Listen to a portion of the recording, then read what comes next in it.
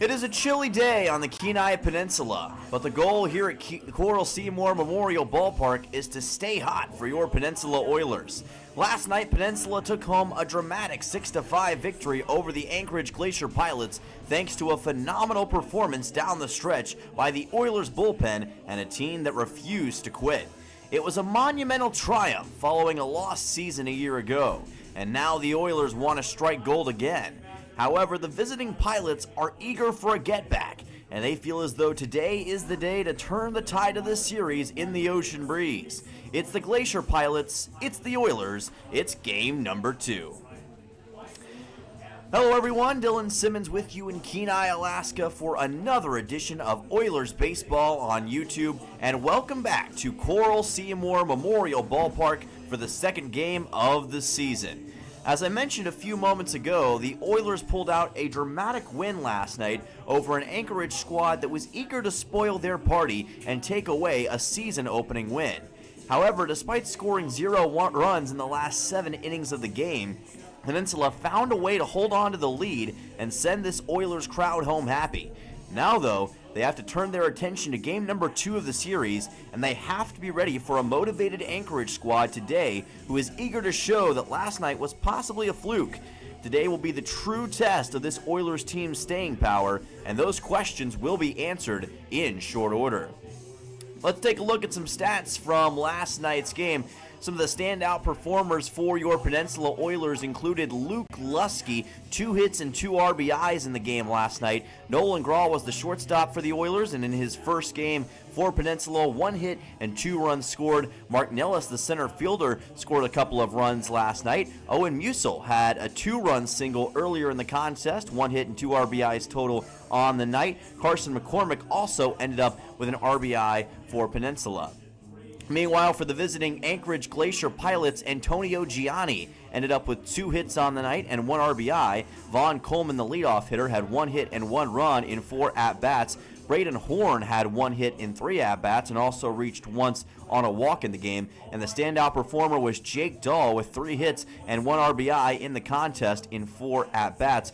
As far as pitchers go, for Peninsula, Cole Dixon was awarded with the win. He had 4 innings pitched last night with 4 earned runs given up and 6 total strikeouts in 70 total pitches. Killian DeMayo went 3 innings with 2 hits and no earned runs given up. Nate Ramirez came in for a solid inning of work with 3 strikeouts, and Kevin O'Pannell was awarded with the save in the 9th inning with 1 inning pitched, 1 hit given up, and 1 strikeout for his efforts.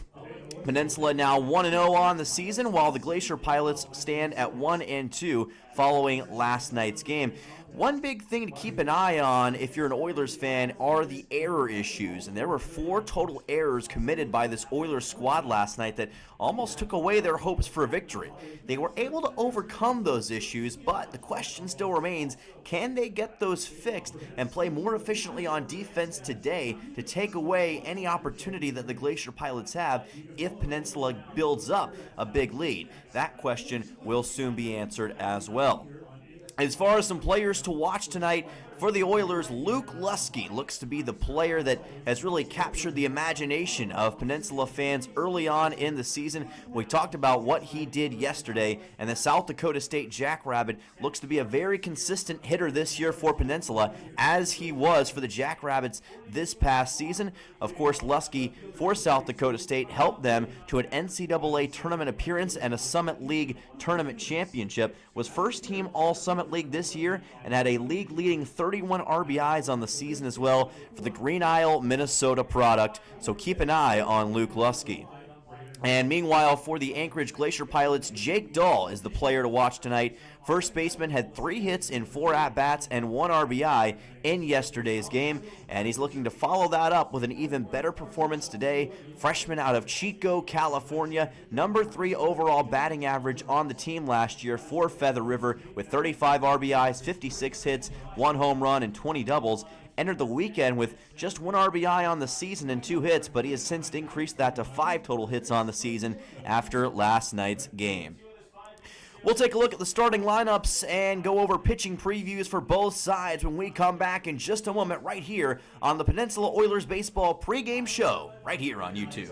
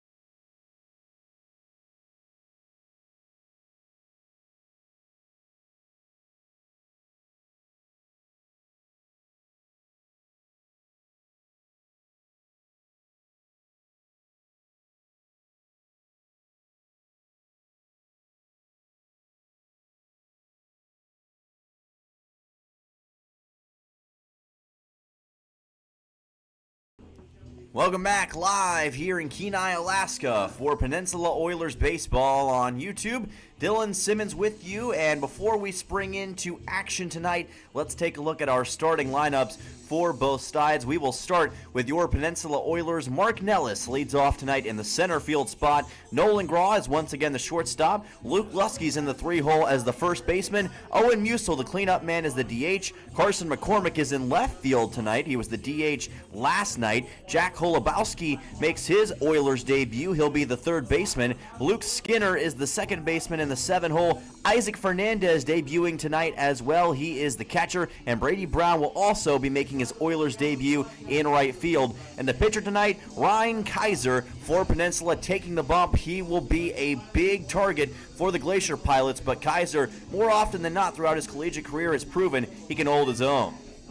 And meanwhile, for the Anchorage Glacier Pilots, leading off will be Vaughn Coleman tonight. Cooper Kunis will be in the number 2 spot. Antonio Gianni back at second base. He's in the number 3 spot. Jake Dahl, who we talked about earlier on in the pregame show, is in the cleanup spot again. Braden Horn in the 5 spot. Logan Strong in the lineup in the number 6 spot tonight as the catcher. Ryan Dotson in the 7-hole. Davis Weeks back at third base in the 8-hole. And Blaze Sizz is again the shortstop for the Glacier Pilots tonight in the 9-hole. And taking the mound for Anchorage in this contest will be Jack Jones.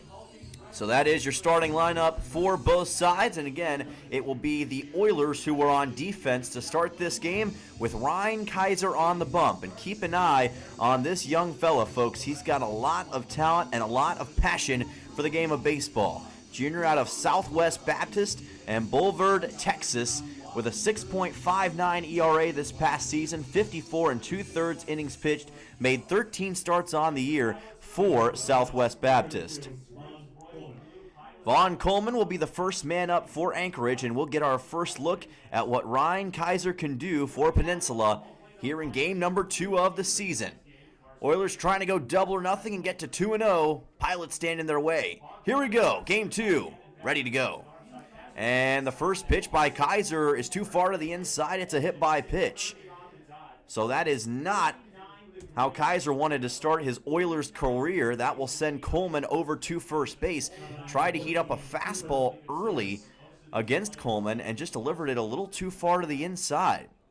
So already a runner aboard here for the Glacier Pilots. Cooper Kunis now comes to the plate. Man in the 2-hole, lefty batter. Kaiser tries to fix that fastball, places this one a little bit to the outside. Count at 1-0. Kaiser had a season-high 8 innings pitched versus William Jewell back on April 24th, as that's a swing and a miss by Cooper Kunis, and that'll bring the count to 1-1. And Kaiser had a 2-6 record on the season, but that pretty deceiving.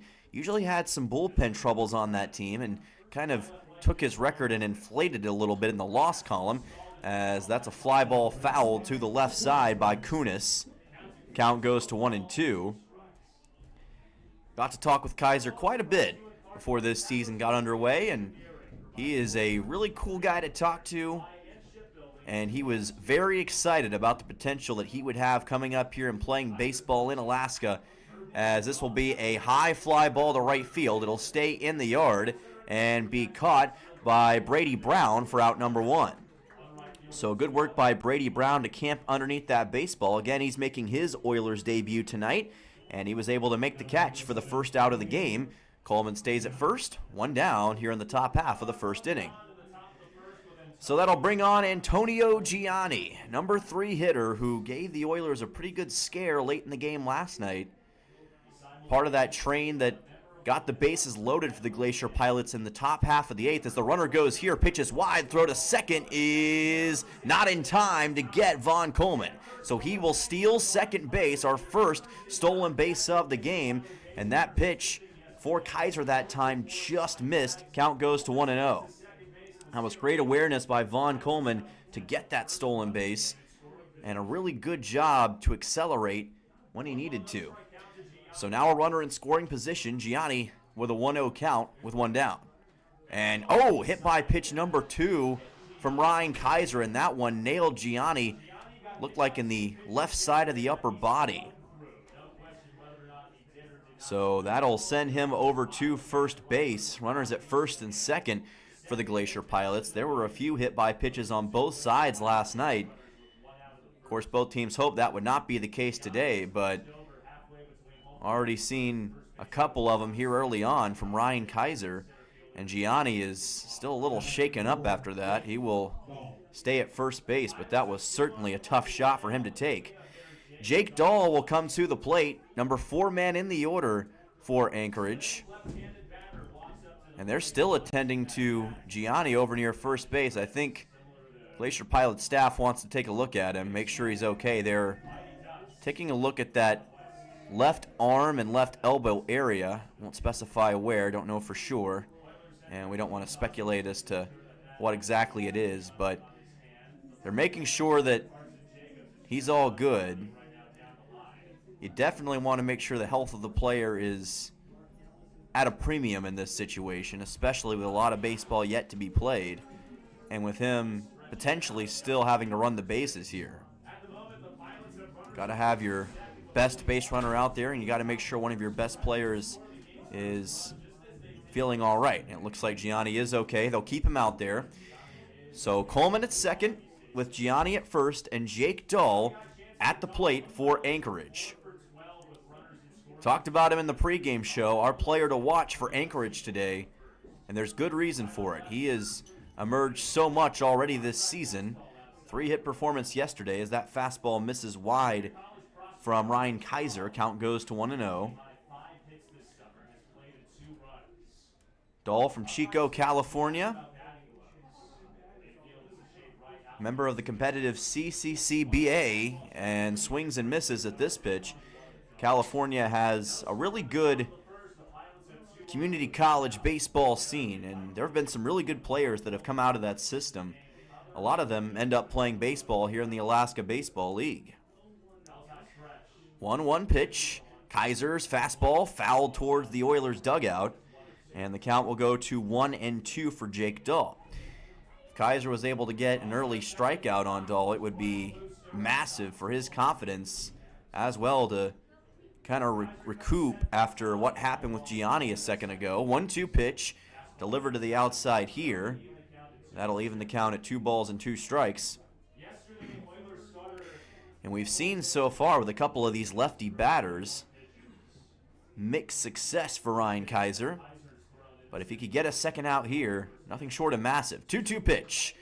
This ball is popped up on the right side into foul ground. Lusky camping underneath it, as is Fernandez, but neither of them can make the catch as it lands in the stands, and the count stays at 2-2. A lot of young Oilers fans here tonight trying to get a souvenir, and they're going to have a chance to grab one if they can get to that ball before their friends. Good crowd again here tonight at Coral Seymour Memorial Ballpark. A little chillier here in Kenai. It's about 55 degrees here around first pitch, but it's always still good baseball weather here. 2-2 pitch, check swing, and that'll be called for a strikeout. Ryan Kaiser with a great fastball to take care of Jake Dahl, and that will do it for Dahl here in the top half of the first inning. 2 down for the Glacier Pilots. Braden Horn will come to the plate, and as I said before, that is big for Ryan Kaiser because it takes away the opportunity that the Pilots would have had even if Dahl would have gotten a ground out there, but a strikeout means that Coleman and Gianni can't advance their position. Sets them up well to potentially get that final out. They may have a chance here. Ground ball to second, and it's bobbled by Luke Skinner. The throw to home is not in time, and Vaughn Coleman scores to put the Pilots on top 1-0. The ball was bobbled by Luke Skinner, the second baseman. He couldn't quite secure it in the infield, and as he tried to recover, he threw it to home to see if he could get the charging Coleman out, and he could not. Coleman scores, and that will be awarded as an RBI single for Braden Horn. Gianni advances to second, and the Glacier Pilots, much like yesterday, are going to be able to take the early lead over the Peninsula Oilers. I'm going to completely score that as an RBI single. So still 2 outs. Logan Strong will come to the plate. It is now a 1-0 Glacier Pilots lead. Horn awarded with the RBI single. And we'll see what Logan Strong can do here. Number 6 man in the order. And he's got an opportunity once again to put Kaiser in a tough spot. 1-1 is delivered for a strike. Nice pitch by Ryan Kaiser. Evens up the count. But these Glacier Pilots have really come out strong early in this game. And all of a sudden, they have all the momentum that they didn't have late in the game yesterday. 1-1 pitch from Kaiser. Check swing. Called for a ball. It was just outside on the slider from Kaiser. 2-1 pitch coming up. Strong did come in as a pinch hitter yesterday. Freshman out of Louisville, Kentucky. Plays for Spalding University and had a season-high 4 hits versus Blackburn on May the 2nd. The 2-1 coming up from Ryan Kaiser. Fastball lifted over the head of the second baseman, Luke Skinner. Gianni waved around third. He's coming home, and he will get there in time. 2 straight RBI singles for the Glacier Pilots as Logan Strong with a strong shot into right center field. That will be the first RBI for Logan Strong in this 2026 season. It scores Antonio Gianni, and the Glacier Pilots are on top 2-0 with still 2 runners on base with 2 outs. Ryan Dotson will come to the plate. And all of a sudden, Anchorage has really established themselves early on in this contest. Kaiser's pitch is high here, and the count goes to 1-0. Trying to challenge the freshman out of Hendrix College in Parker, Colorado. Glacier Pilots, of course, were 10-20 a season ago, 13-29 in 2024. They lost a couple of close games to Peninsula when they played back in 2024. 1-10 and 1-11 innings. Lost last night by 1 run, 6-5, in a very close game. And are trying to avoid having that same result here today. 1-1 pitch from Kaiser, and a swing and a miss on a great fastball delivered by Ryan Kaiser. And that'll bring the count to 1-2. Chance for Kaiser to possibly end this top of the first with a strikeout here. But got to take care of business against Ryan Dotson. Here it comes. Fastball is high, and that'll be ball number 2. One thing you got to say about the Glacier Pilots so far in this game is that they have really hung strong early in this contest, even in this 2-out situation. That's where they've done all the damage. 2-2 pitch, swing and a miss. A great breaking ball from Ryan Kaiser, and that will put an end to the top half of the first inning. But the Anchorage Glacier Pilots on top by a score of 2-0. Logan Strong getting the last word on this first frame with an RBI single. Pilots up early. We'll be back in just a moment for more Peninsula Oilers baseball on YouTube with the Oilers Bats.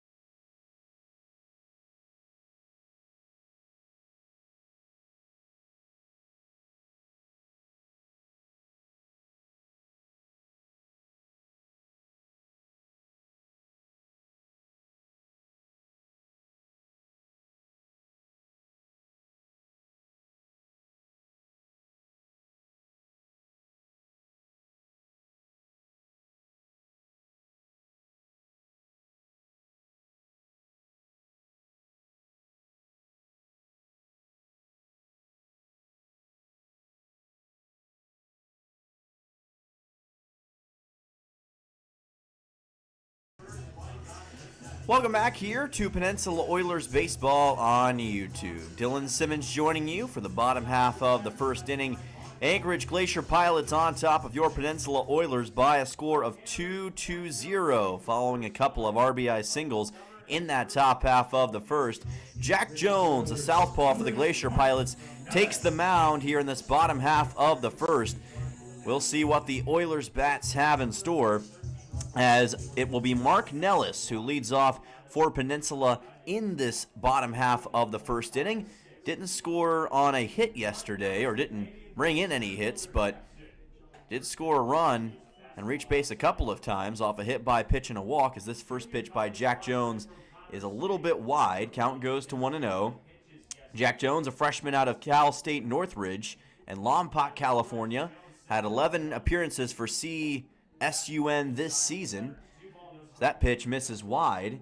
13 2/3 innings pitched, 13 earned runs given up, 10 total strikeouts, and 7 walks on the year, as the count's at 2-0 for Mark Nellis. Connor State product looking to put his team back into this game early. They scored 4 runs in the bottom of the first last night. And that is a great upstairs fastball for a strike. Able to get a looking strike on Nellis to bring the count to 2-1. It will be Nellis, Graw, and Lusky who lead off this bottom half of the first inning for Peninsula. 2-1 pitch. Here's a bouncing ball fouled to the right of the first base bag. Count moves to 2-2 for Nellis. Nellis still looking for his first hit as a Peninsula Oiler, and he'd love to do that tonight. He had a 400 average, or over a 400 average, for Connor State this past college baseball season. 2-2 pitch coming up, delivered, and a little loop shot down towards right field, and it gets past the right fielder Cooper Kunis, and that will be the first hit of the season for Mark Nellis. It's going to be a single for the leadoff batter for Peninsula, and it was a beauty of a loop shot. Dropped down right in front of Cooper Kunis, who tried to make a play on it but couldn't quite locate it. It was a tough catch to make, low to the ground for Kunis, and Nellis capitalizes. First hit of the game for Peninsula goes to Nellis, and that'll bring on the tying run to the plate, Nolan Graw. No outs here yet for Peninsula. Lefty batter against Jones. It'll be a bunt laid down along the first base line, picked up by the first baseman, and the great speed of Nolan Graw gets him to first. He beat out any potential throw that the Pilots could have made. What a bunt by Nolan Graw. That's how it's done. An infield single for Nolan Graw off the bunt. Mark Nellis over at second. And just like that, Peninsula has a couple of runners aboard in jaw-dropping fashion.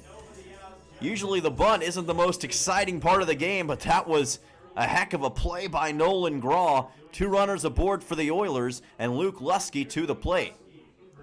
Nellis in scoring position with Graw at first. The South Dakota State product showing some great stuff, and his fellow Jackrabbit Luke Lusky now gets his chance as he lets ball 1 go by, and the count moves to 1-0. We've named Lusky our player to watch. Lusky, our player to watch in the pregame, and for good reason. Was a tremendous DH for South Dakota State this past year, and has been playing baseball pretty much all his life. Swings and misses at this fastball. Count goes to 1-1. All Summit First League this year, All Summit Second League last year. Led the Summit League in several categories in both seasons, and led the league in home runs in 2025 with 15 total. He knows how to get it done, and he's going to deliver a high fly ball here to right field. It is caught by Cooper Kunis, dragging and trying to make his way over to third and getting there in time as Mark Nellis took off as that ball went deep into right field, and that was well done by Nellis to recognize the situation. Runners at the corners with 1 out for Peninsula. For a second, I was kind of surprised that Nellis took off, but he was obviously confident in his speed, and you can't blame him whenever he was able to take third base like that. So Owen Musil will come to the plate for the Oilers, cleanup man in the order, and Musil had a 2-run single yesterday that, in a way, was kind of the deciding factor for Peninsula. Freshman out of Kansas City, Kansas Community College, and Omaha, Nebraska, home of the College World Series. Musil will ground this ball foul to the left side. Count will be at 0-1. Musil will be followed by Carson McCormick and Jack Holubowski, who is making his first appearance as a Peninsula Oiler. Musil just needs a solid shot even into the outfield to get Nellis home.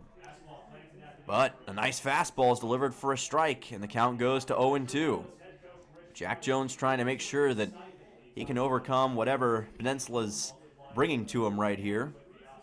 Oilers trying to respond to the early Glacier Pilots rally. 0-2 pitch coming up for Peninsula. Musil, ground ball to short, throw to second in time, chance to turn two, throw to first, also in time. Double play for the Glacier Pilots. 6-4-3 to get out both Graw and Musil, and that will do it for this bottom half of the first inning. Pilots remain on top by a score of 2-0. Back for the top of the second in just a moment. Here for more Oilers baseball on YouTube.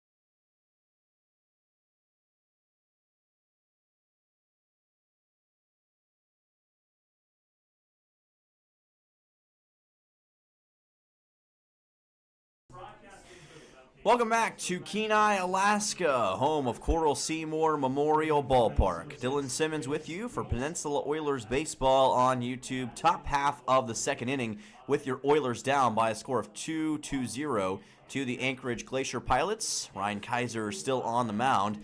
Fires in a fastball a little bit to the outside against Davis Weeks, number 8 man in the order, who leads off this inning. It'll be Weeks, Blaze and Vaughn Coleman, 8-9-1 due up. Pilots had a couple of RBI singles in the top half of the first to give themselves the 2-0 lead. As this changeup misses a little bit to the outside, count goes to 2-0 on Weeks. Anchorage, of course, only led in the top half of the first yesterday, for the Oilers really opened it up throughout the rest of the game, as that's a nice breaking ball for a strike from Kaiser. Count goes to 2-1. Kaiser trying to keep himself steady here, and he's going to do exactly that with yet another slider for a strike. Count goes to 2-2. Targeting that outside corner against the young freshman Davis Weeks and having success. Can he finish the job? He will not, as he places this one to the outside. Count moves to 3-2. We'll see what Weeks can do with this full count, but it is imperative for Kaiser and Peninsula to get a quick out here to set the tone in this second inning. Payoff pitch. This will be fouled off. Weeks caught just a piece of it, but couldn't do much else with it. Again, didn't play any for Michigan State earlier in this college baseball season, but trying to take a huge step forward here in Alaska, getting his chance on this big stage. Kaiser, breaking ball, misses the zone, ball 4. And that will be a leadoff walk for Davis Weeks, and a runner aboard again for the Glacier Pilots. Weeks will move to first, and Blaze Sizz will make his way to home plate. And once again, the Glacier Pilots able to get an early advantage early in a frame against Peninsula. Kaiser still trying to find that consistent form at the plate. He's delivered a couple of hit-by pitches and now a walk in this game. Already approaching 30 pitches for this contest, which is not where you want to be early on in one of these games, but still has time to correct it. Siz at the plate, tried to lay down a bunt, pitch got by him, it's a strike. Count goes to 0-1. May have pulled back at just the last moment before he fully went through with the bunt attempt.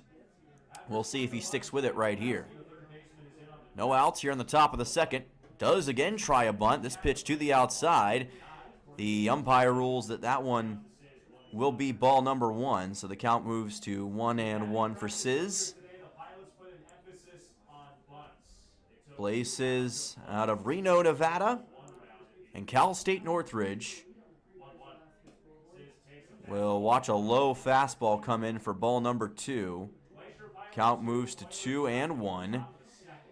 Siz attended Bishop Manogue Catholic High School, played as both a shortstop and a pitcher, and collected all league honors. Here's a ground ball fouled to the left of the third base bag.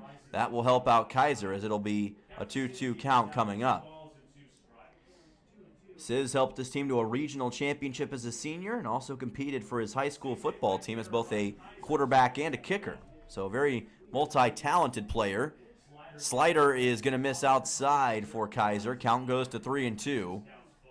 Again, tried to make it work on that outside corner, but could not get it to stay there. Payoff pitch, Weeks still at first.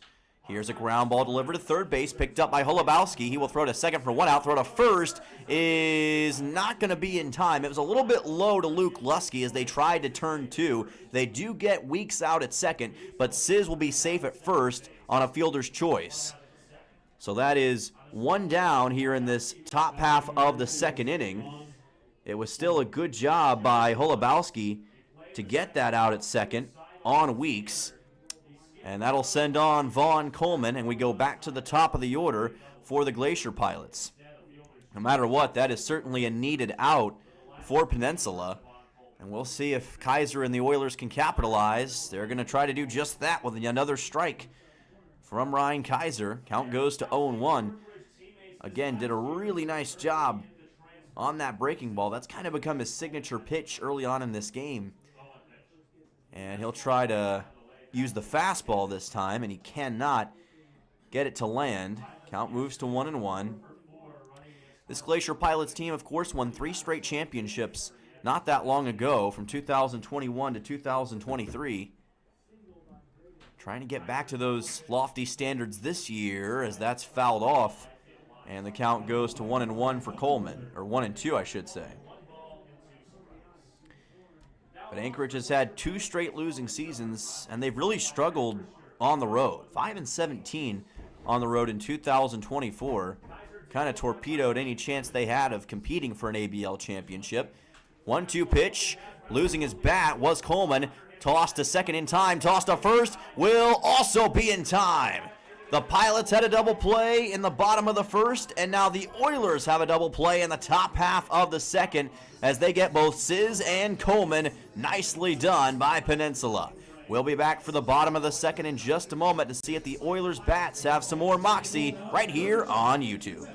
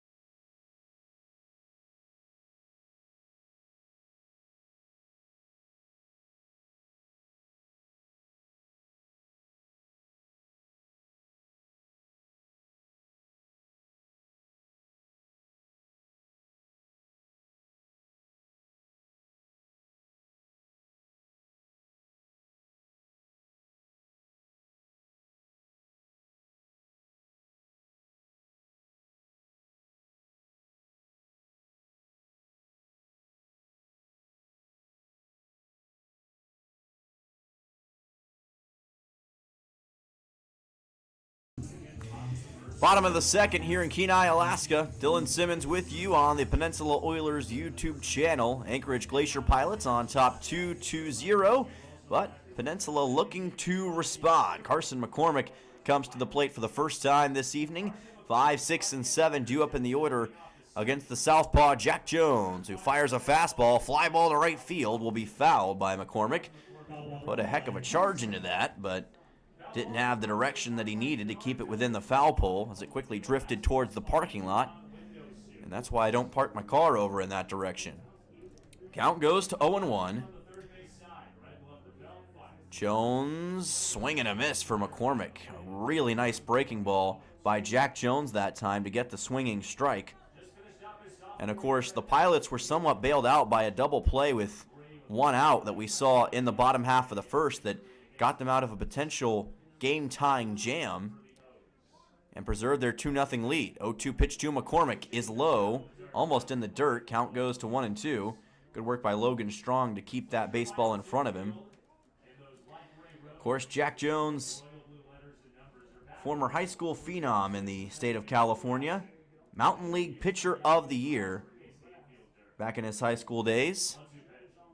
And he's going to go upstairs on this fastball. Count goes to 2-2. All-Area Pitcher of the Year as well by the Santa Maria Times, first-team All-State in 2025.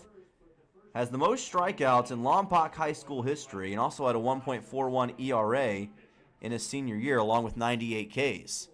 Pretty impressive. 2-2 pitch to McCormick. And a little bit low on this offering. That'll bring the count to 3-2. So yet another payoff pitch. We already saw Nellis capitalize in this kind of situation earlier. We'll see what McCormick can do here. Man out of Allen Community College. Watches a payoff pitch, and it goes right back to Jack Jones for out number 1. Talk about a line out and talk about awareness. Jack Jones with a beautiful play to get the first out on McCormick. Don't see that kind of comebacker every day, do you? So it's going to go down as an L1 officially, and that'll send on Jack Holubowski, making his Oilers debut tonight. Number 6 man in the order, getting his opportunity to shine on the big stage.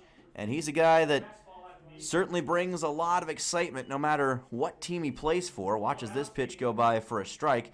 Man out of Bradley University in Chesterfield, Missouri. Had a season-high 3 RBIs versus SIUE back on March the 3rd in his one season with Bradley so far. This pitch is low and inside for ball number 1. Count evens at 1 ball, 1 strike. Played at Missouri and East Central College as well. Missouri Tigers, to be specific, just to avoid any confusion. Had a .332 average for East Central last year. 1-1. Here's a fly ball, skied out to right field. Camping underneath it is Kunis, and he makes the catch for out number 2. So good job by Kunis locating that baseball. That'll take out Holubowski, and there will be no first hit of his Oilers career yet. It'll bring Luke Skinner to the plate. Talked a lot about Luke last night. And Skinner out of Bradley University as well, teammate to Jack Holubowski. Had a .403 on-base percentage this year and added 7 stolen bases in 8 attempts. Former player at Loyola Marymount as well, lefty batter. Looking to make the most of his chance here. Watches a low breaking ball miss outside for ball number 1. Count goes to 1-0. Gotta say, the Glacier Pilots defense playing really solid baseball so far in this contest. They've done a good job of taking away potential hits for this Oilers squad, and they're not going to get a chance to here because that's a hit by pitch. Just barely caught Skinner on the right side of the body, and sometimes with these lefty batters, if you're a lefty pitcher or a righty pitcher for that matter, who's not used to it, you can find yourself in that sort of situation. So Skinner makes his way over to first, and the tying run will be at the plate. Isaac Fernandez, another Oiler making his debut tonight. One of 3 Oilers getting their first start in the lineup here this evening. Fernandez working as the catcher for Peninsula here in this game and getting his shot against Jack Jones. Runner goes, pitch misses, throw to second is not in time, and it's going to be a stolen base for Luke Skinner. We talked about it, 7 stolen bases for Bradley this season, and he adds another one right here in the ABL. Count will be at 1-0 for Isaac Fernandez, and that was very good awareness and great ability displayed by Luke Skinner to steal second. 1-0 count coming up to Isaac Fernandez with a runner in scoring position for Peninsula. That hit by pitch could come back to bite Jack Jones. 1-0. This is fouled off as it just caught the end of the bat for Fernandez. Count moves to 1-1. Fernandez out of Johnson University in Tennessee and hails from La Habra, California. Had a .270 average for the Royals this past year, 35 RBIs and 19 runs, 48 games played, and 5 homers as well. 1-1 pitch. He and Killian DeMayo both from Johnson University as that pitch misses high. Count goes to 2-1. Fernandez helped his team get all the way to the Avista NAIA World Series before falling to Tennessee Westland in that tournament. Now looking to take the Oilers maybe to a postseason tournament berth. 2-1 pitch, swing and a miss. And the count goes to 2-2 for Fernandez. Went for everything that time and couldn't grab it. Also played college ball at Rio Hondo College and Santa Ana College before coming to Johnson University. So Fernandez has had a lot of experience all across the country so far in his collegiate career. Count at 2-2 with 2 outs. Pitch delivered by Jones. It's a swing and a miss. A heck of a breaking ball by Jack Jones for out number 3. And despite getting a runner on base and 2 second with Luke Skinner, again, the Oilers cannot hit pay dirt, and the Pilots maintain a 2-0 lead. We'll be back to Coral Seymour Memorial in just a moment for more Oilers baseball right here on YouTube. Don't go anywhere.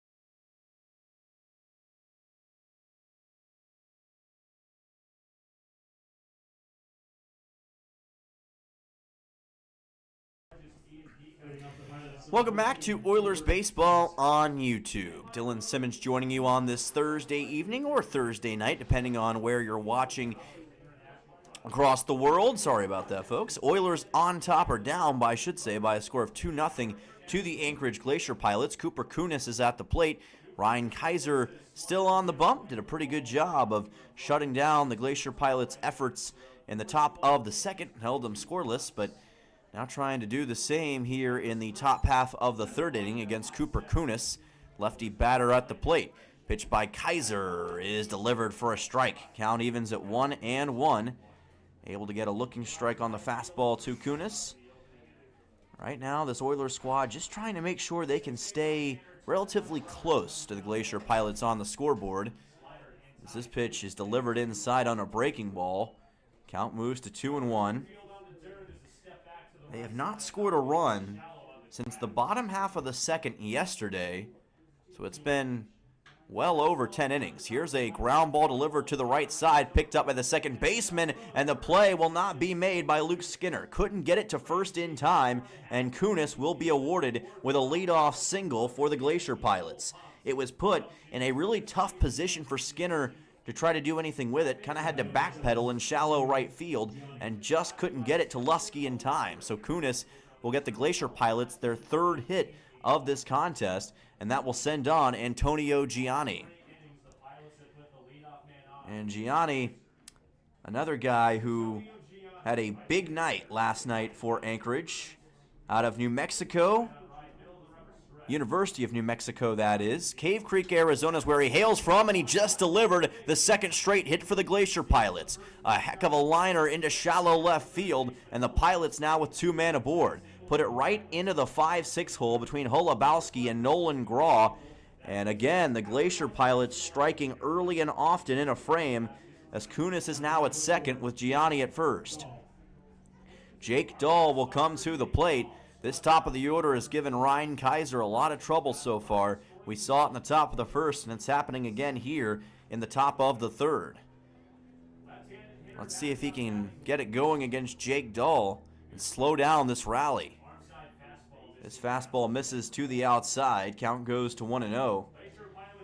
Momentum is very much a thing in the game of baseball, and we're seeing it right now. This Pilots team playing with a lot more confidence than we saw at many stages yesterday, as this pitch is delivered towards the inside and breaks too far to the inside. It's ball number 2. Count moves to 2-0 for Dahl. And right now, Ryan Kaiser is in a race against time to try to figure out how to get his pitching back in a more consistent fashion here. Misses here on another fastball, outside for ball 3. Count moves to 3-0, and Jake Dahl with a chance to get on base yet again and load the bases for the Pilots here on a walk. 3-0 pitch, still no outs. Pitch by Kaiser, misses wide. It's ball 4. It is a 4-pitch walk for Jake Dahl, and the bases are juiced for the Anchorage Glacier Pilots. That will bring Braden Horn to the plate. And Ryan Kaiser is going to have to try to figure things out in short order, as he's going to have a quick conversation with Nolan Graw on the bump, try to figure out what they can do to get things fixed and in a hurry. This could very well be a game-defining frame right here if the Glacier Pilots are able to put up a couple more runs, maybe even 3 or 4, with still no outs and the bases loaded here. Oilers don't have the run production this evening to rely on, as that pitch is low from Kaiser. Count goes to 1-0. Looking at the Oilers bullpen right now, don't see a lot of action yet, but Kadam Tharp will make his way out of the Oilers dugout to have a quick conversation with his pitcher Ryan Kaiser. And if I had to guess, this could be an opportunity to not just reset for Kaiser, but possibly get somebody warmed up in the bullpen in case they have to bring Kaiser out in this situation. And it looks like they are going to begin that process over in the bullpen, so we'll see how much of a leash that the Oilers want to have on Ryan Kaiser in this situation. Don't want to jeopardize your chances of winning, but if Kaiser can get through in this top of the third as he did in the top of the second, then you certainly don't want to pull him quite yet. But this is certainly a tenuous spot for Peninsula, to say the least.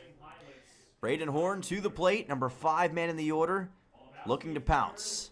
Sophomore out of Derby, Kansas, 6'4", 220 pounds.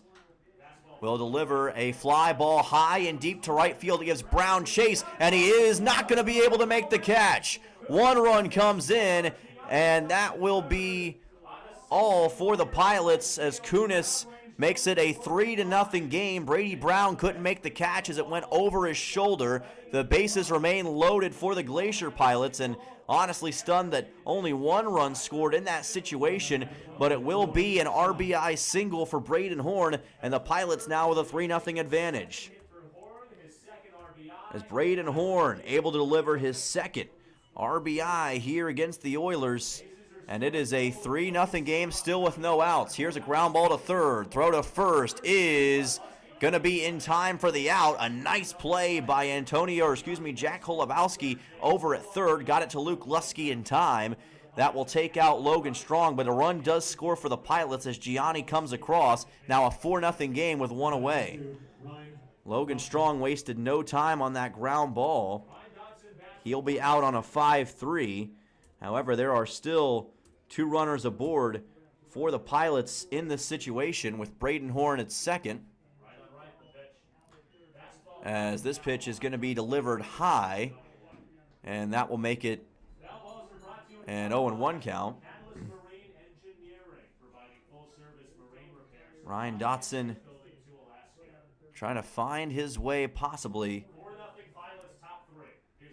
to another run scored for Anchorage. As this pitch misses outside, count goes to 1-1.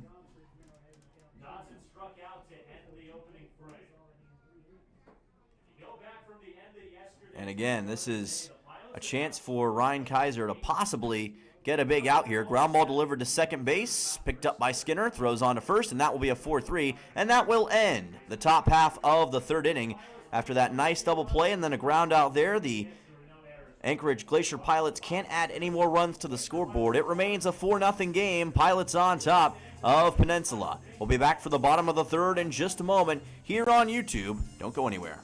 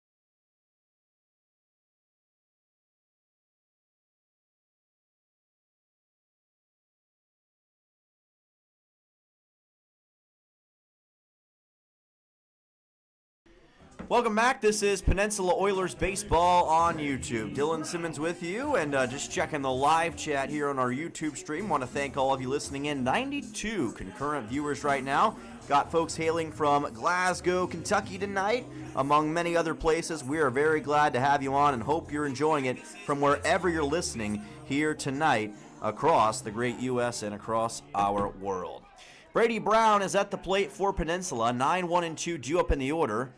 Oilers down 4-0 to the Anchorage Glacier Pilots. Jack Jones is still on the bump. This will be a swing and a miss for the 9-hole hitter Brady Brown. Another Oiler making his debut tonight against this Anchorage Glacier Pilot squad.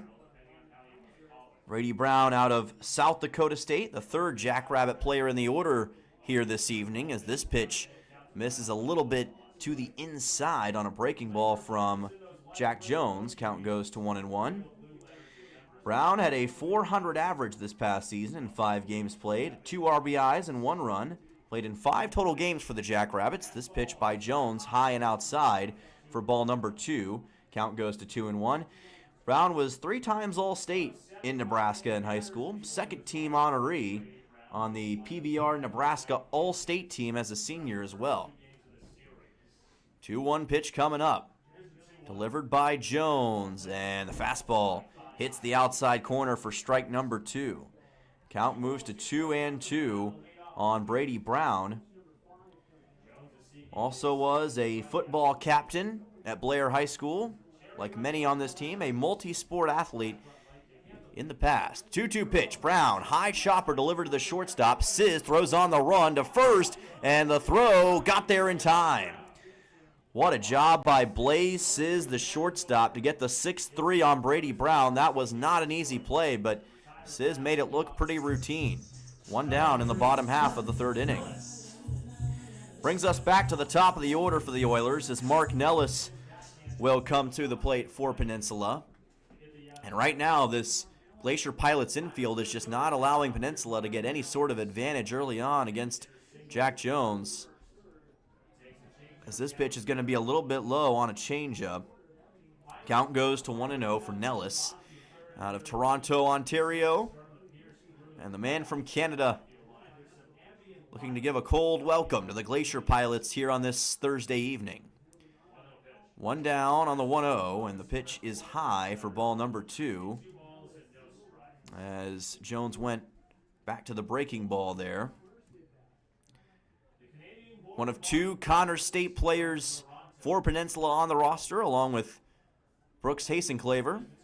2-0, ground ball, right back to the shortstop. Sizz throws on to first, and it's a second straight 6-3 for Anchorage. 2 down here in the bottom half of the third inning.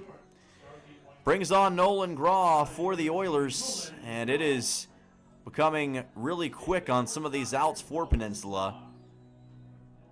And it gives them very slim chances to score overall. Just haven't been able to consistently get guys on base really outside of that first inning when they got a couple of hits. They've been hitless since, and Jack Jones is trying to make sure that that trend continues in this bottom half of the third. Nolan Graw, another South Dakota State product, trying to capitalize right here. Watches a breaking ball come by for a strike. Count goes to 0-1. Graw last night had 1 hit with 2 runs. Did strike out 1 time and reach base twice on walks. So pretty solid night and a pretty solid debut, all things considered. Jones' pitch here is low, almost at the knees of Graw. Count evens at 1 ball and 1 strike. Graw, of course, put up pretty far up in this lineup for a good reason, because more often than not, this guy finds a way to deliver. 1-1 pitch, and he hesitated, almost swung at it. Didn't matter anyway. Curveball was perfect from Jack Jones for a looking strike, and the count goes to 1-2. So now Nolan Graw is going to have to dig in deep on this 1-2 count with 2 outs. Glacier Pilots trying to move at a very quick pace. 1-2 pitch. Fastball low from Jack Jones. Count moves to 2-2. He's kind of sped up his tempo from earlier in this game. Probably has found that rhythm and is trying to stick to it against this Oilers squad. 2-2 pitch coming up for Nolan Graw. Jones fires this one just to the outside. Went back to the breaking ball, and that runs the count full. Like I said, last night Graw had 2 walks, so he's not a guy who's going to get out very easily overall. Going to contend with a payoff pitch here. 3-2 with 2 outs from Jones. Delivered to Graw. That's low. That's ball 4. And for the 3rd time in this young season, Nolan Graw gets a walk. He'll make his way over to first base, and Luke Lusky will get his chance at home plate. A couple of Jackrabbits back-to-back in the order for Peninsula. Our player to watch, Luke Lusky, going to try to spring his teammate to greener pastures. These two were some of the best that South Dakota State had at their disposal this past year, and both got to participate in the NCAA tournament. Boy, the throw back to first almost got Graw. That was way too close for comfort for some of our Oilers fans. Graw had a pretty big leadoff over there, and he almost paid for it. That was great awareness by Jack Jones just to try that pickoff. He's going to look to do it again, and this time Graw wisely gets back before it's any issue. But that's one where keeping your attention and your eye on the ball, so to speak, is of the utmost importance. Still 2 outs. Pitch delivered to Lusky is outside on a fastball. Count goes to 1-0. And if Lusky can get on base here, you have at least runners at first and second, and that would set up a pretty solid hitter in Owen Musil. And a pretty dangerous middle part of the order, as that is fouled way back by Lusky. Who knows where that one's going to end up? Hopefully nowhere near my blue Subaru. Count goes to 1-1. There are multiple parking spots around this ballpark for those who have never been here, so you can park both behind home plate and also to the right of home plate relative to the ballpark. 1-1 pitch, runner goes, and the ball bobbled by Logan Strong. That will allow Nolan Graw to steal second. So really good awareness by Nolan Graw and really good speed to get second base there. And if Strong had been able to keep the ball in his hand, he might have had a chance to get number 13, but he was unable to. Graw steals second, and now a runner in scoring position for the Oilers with the count at 2-1. What can Luke Lusky do with it? He's going to watch a changeup go by for a strike. Count goes to 2-2. Really nice job by Jack Jones, who has had a versatility of pitches tonight. All the changeups, fastballs, and breaking balls have looked sharp. I'm going to try to get one more right here. 2-2, and it's inside on a breaking ball. Count goes to 3-2 on Lusky. And now Nolan Graw in this 3-2 situation, probably going to take off regardless. Lusky might be looking to force a walk here, but he'd love to get some sort of hit as well to spring Graw home and get the first run on the scoreboard tonight for Peninsula. Payoff pitch, and here's a loop shot down towards right, lands right in the glove of Cooper Kunis, and that will be out number 3. Lusky gave it his best effort, but Kunis was ready for it, standing right there in the middle point of right field for out number 3. Again, the Oilers cannot find home plate, and the score remains 4-0 Anchorage Glacier Pilots. We'll be back for the top of the 4th here to Kenai on YouTube. Don't go anywhere.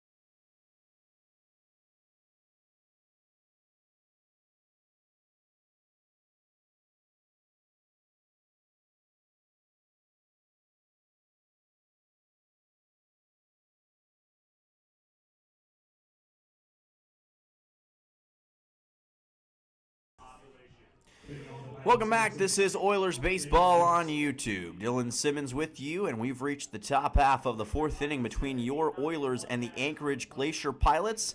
Pilots on top by a score of 4-0. Davis Weeks will lead off for Anchorage in this frame with 8, 9, and 1 due up in the order for the Glacier Pilots.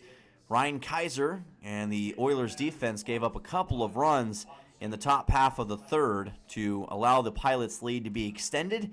They'll be trying to make amends for that right here against the Michigan State Spartan Davis Weeks, who watches a nice breaking ball from Ryan Kaiser go by for a strike, counted 0-1.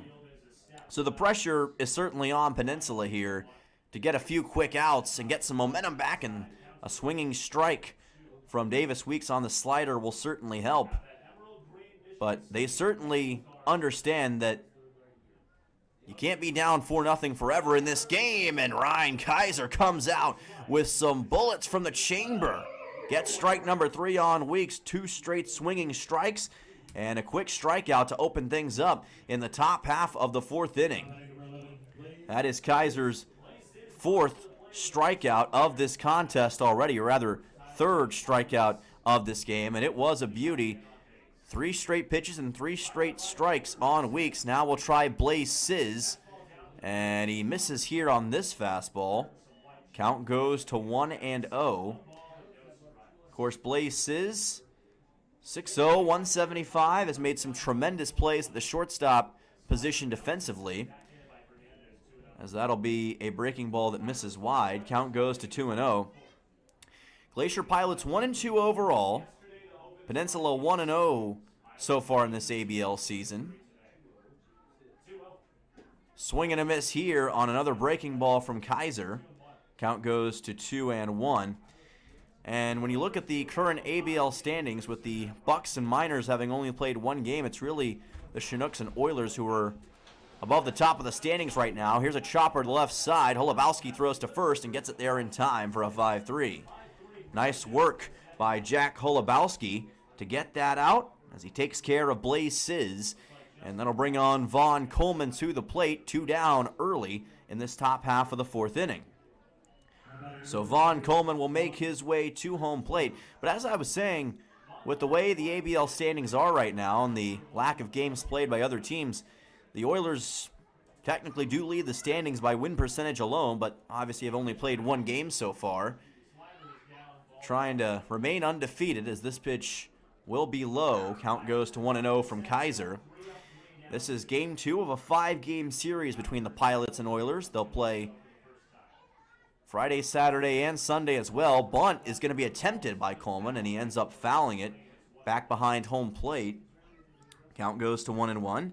Both the Bucks and Matsu Miners also stand at 0-1 overall this season, and the Chugiak Eagle River Chinooks, maybe the surprise story in the ABL this season, 3-1 so far, looking like a contender. 1-1 pitch. Of course, they've had some tough seasons in recent years, but that Chinooks team is no joke. Got a lot of veteran talent, and they're showing it so far in 2026. Beat the Glacier Pilots earlier this year. In fact, their only loss so far is to Anchorage. 2-1 pitch from Kaiser. This pitch is going to be upstairs for ball 3. Of course, the Oilers will both host and go to Chugiak throughout the course of the season. They'll play them on the road towards the end of June, and then host them towards the end of the season in July right here in Kenai. 3-1 pitch to Coleman, and that's ball 4. Went back to the breaking ball, and it allows Coleman to get to first base on a walk. There is still action in the Oilers bullpen. We've been keeping a close eye on that. Kaiser, of course, did come back for the top half of the 4th, but it was going to be interesting to see whether or not they would bring in a new pitcher for this frame, but they're keeping Kaiser out there. So far, it's paid off. Here's a high fly ball by Kunis that'll be fouled on the left side. Count goes to 0-1. And it's going to be even more fascinating to see what the decision will be in the top of the 5th regarding Kaiser, but that'll, I'd say, largely be predicated on how this 4th inning ends. Here's a ball popped up into space. Third baseman Holubowski wants it, and he can't make the catch. He bobbled it and lost it. Runners at first and third for the Pilots. Oh, my gracious. That was a routine pop fly for Holubowski, and the man making his debut at third base tonight just whiffed it. An unfortunate mistake, and Cooper Kunis will make his way over to first on an E5. Antonio Gianni is going to be at the plate, and that sets up the Pilots in pretty solid position. Coleman is at third with Kunis at first, and Antonio Gianni at home plate, still with 2 outs. First error of the game goes to the Oilers, and that has been an unfortunate trend at some points in this season. Here's a high fly ball to right field towards the right field corner. Brown camping underneath, makes the catch for out number 3. So there will be no runs scored by Anchorage in this inning, despite a little bit of drama late in this frame. The score remains 4-0. Pilots put 2 runners aboard on 1 error, but that's it. Oilers will be looking for a response in the bottom half of the fourth inning when we come back to Kenai right here on YouTube. Don't go anywhere, folks.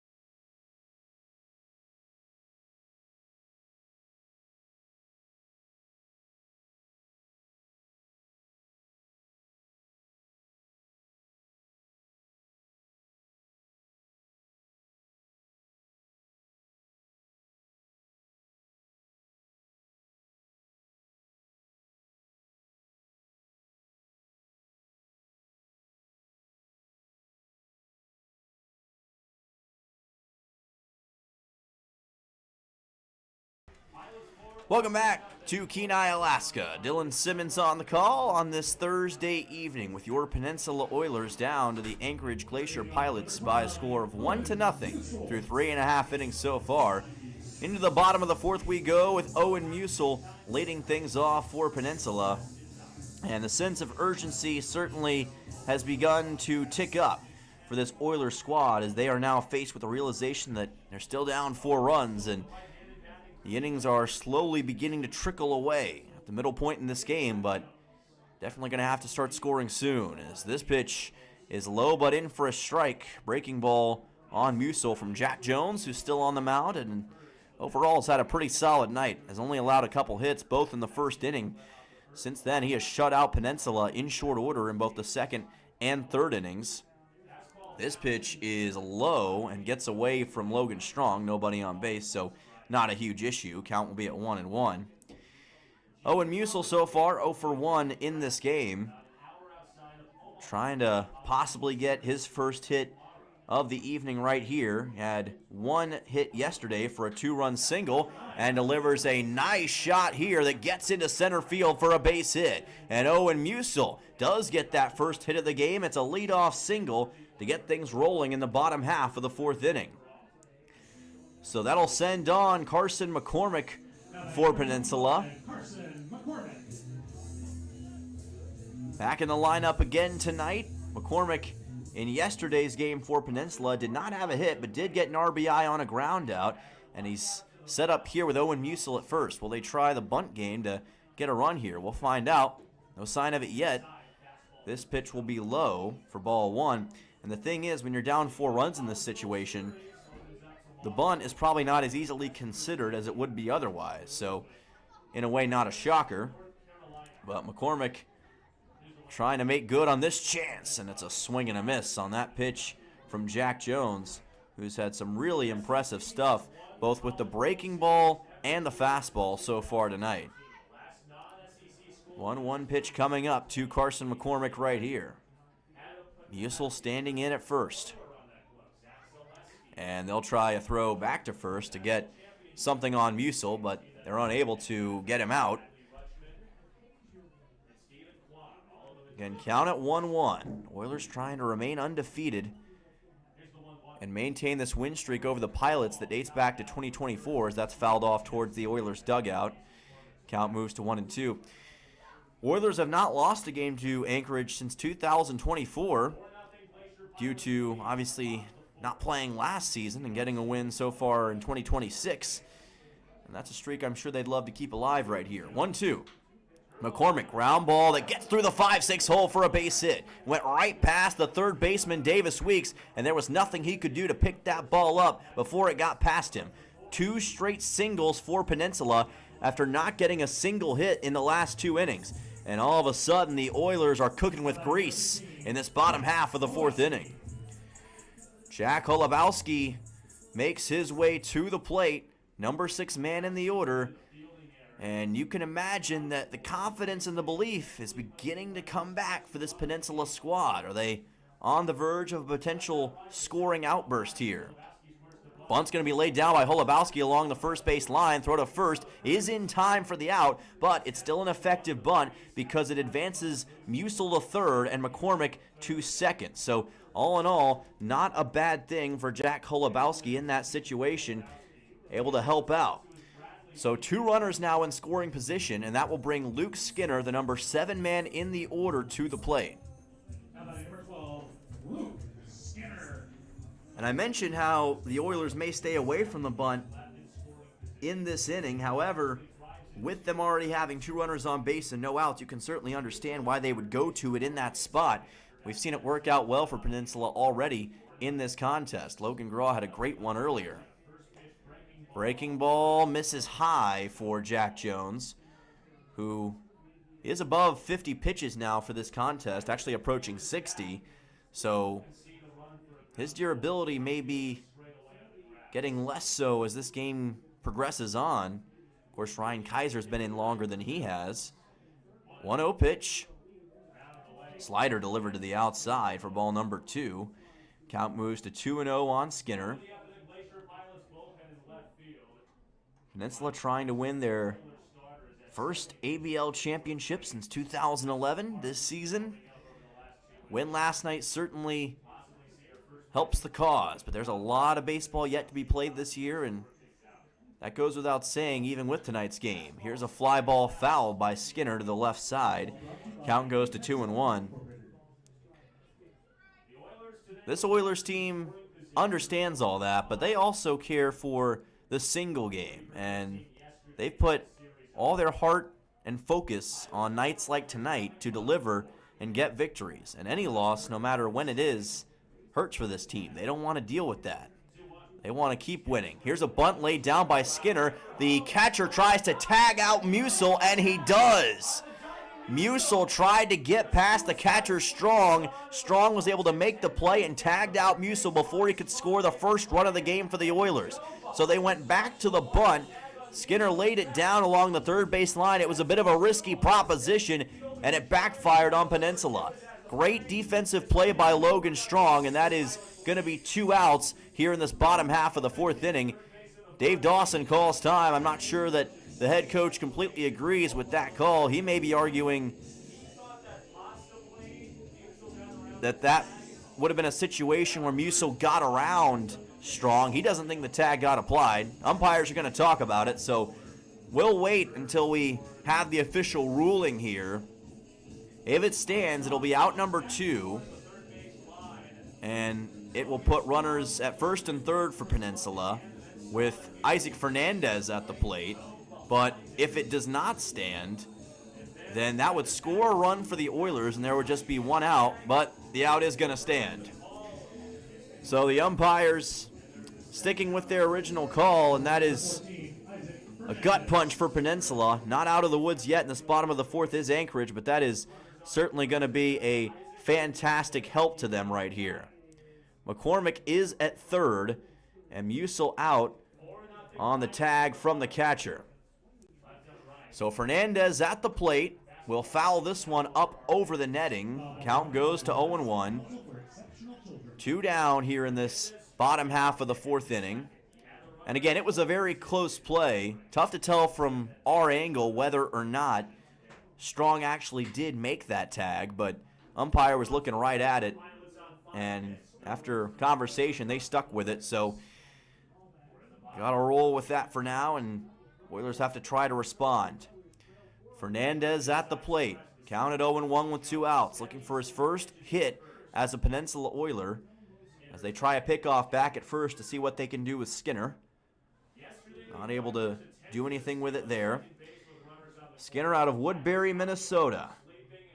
Former Mr. Baseball finalist in Minnesota, all-state player.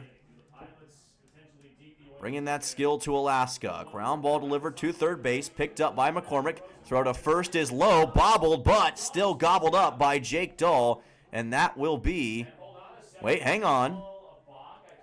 I think they're going to say that was a balk. Okay, so you can wipe all that off the board, and that will allow Carson McCormick to score, and it is a 4-1 baseball game. So that's not something you see too often every day. That will put Skinner at second, and McCormick comes home on the balk. So that certainly will help Peninsula in this situation. Isaac Fernandez will be at the plate. That would have been out number 3, and instead, Fernandez and the Oilers given new life after the balk. 0-1 pitch with 2 outs. And that is low for ball number 1. So talk about a reversal of fortune. All of a sudden, Peninsula, who is going to be kind of stuck in the mud after this bottom half of the 4th, has a run scored and may have a chance to add more right here if Fernandez can capitalize on this 1-1. Could be a huge momentum shift. 1-1 pitch, and that is high for ball number 2. It would have been a close play at first base regardless because Dahl was bobbling that thing, and you got to give the players credit.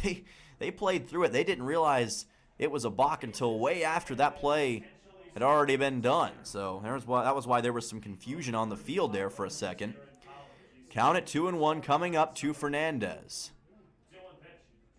And a swing and a miss. He dug after that one and found nothing but oxygen. Count goes to 2-2. Fernandez 0 for 1 so far on the night. Trying to find his way to a first RBI with the Oilers. 2s across the board here in the bottom of the 4th. Skinner, pretty big lead off from second. That's low in the dirt. That's ball 3. Close call for Logan Strong there. Really nice job, almost like a hockey goalie, to keep that ball in front of him.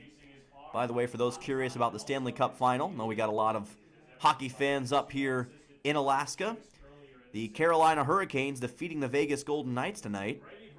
Now up 3-2 in that series. Speaking of 3-2, payoff pitch coming up for Fernandez right here. And that's inside ball 4. Fernandez draws the walk, and that'll send him on to first. So 2 aboard again for Peninsula. And do you feel the snowball rolling down the hill, folks? Because it's starting up. Looks like the Glacier Pilots are going to have a meeting on the mound. There is a little action in the Anchorage bullpen. Brady Brown will be the next man up for Peninsula in this spot. Now, Jack Jones is at about 70 pitches for this game with 1 strikeout. And had been pretty solid up until that balk we saw a moment ago that brought in Carson McCormick for the Oilers. And he's trying to possibly finish out this bottom half of the 4th inning. Looks like he is going to stay in there, which probably is the right move in theory for this Glacier Pilot squad. Has been pretty solid for the most part. Has run into a little bit of trouble, though, in this bottom half of the 4th inning. And the Oilers perhaps hoping to capitalize on a depleted pitcher right here to completely change this game in the bottom half of the 4th. That run scored, by the way, by McCormick on the balk is the first run scored by Peninsula since the bottom half of the 2nd of yesterday's Game 1. It had been a little too long, I'd say, for the Oilers' liking, but they get the run, and now they got a chance to add more. Brady Brown, another guy making his debut tonight, 0 for 1 so far in this game. Number 9 hole hitter, trying to set up his team in a closer game, and he showed a bunt for a moment. Pitch got by him, and it was low for ball 1. We've seen several bunt attempts in this inning, and they've worked and also backfired to some degree, so we'll see if Brown sticks with it. I would be surprised, but don't count that out. 1-0 pitch. He is going to show bunt, and he is going to lay it down. It's a beauty. The catcher Strong throws to first, and it does get there in time. So the Oilers tried to go with small ball in that inning. They went back to the bunt with Brady Brown, and it did not work out. Logan Strong got the throw to first in time, and that will bring us to the end of the 4th inning. Oilers do score 1 run on a balk. Carson McCormick coming in off the mistake from Jack Jones, and it is a 3-run game as we head to the top half of the 5th inning. We'll be back in just a moment for more Oilers baseball right here on YouTube.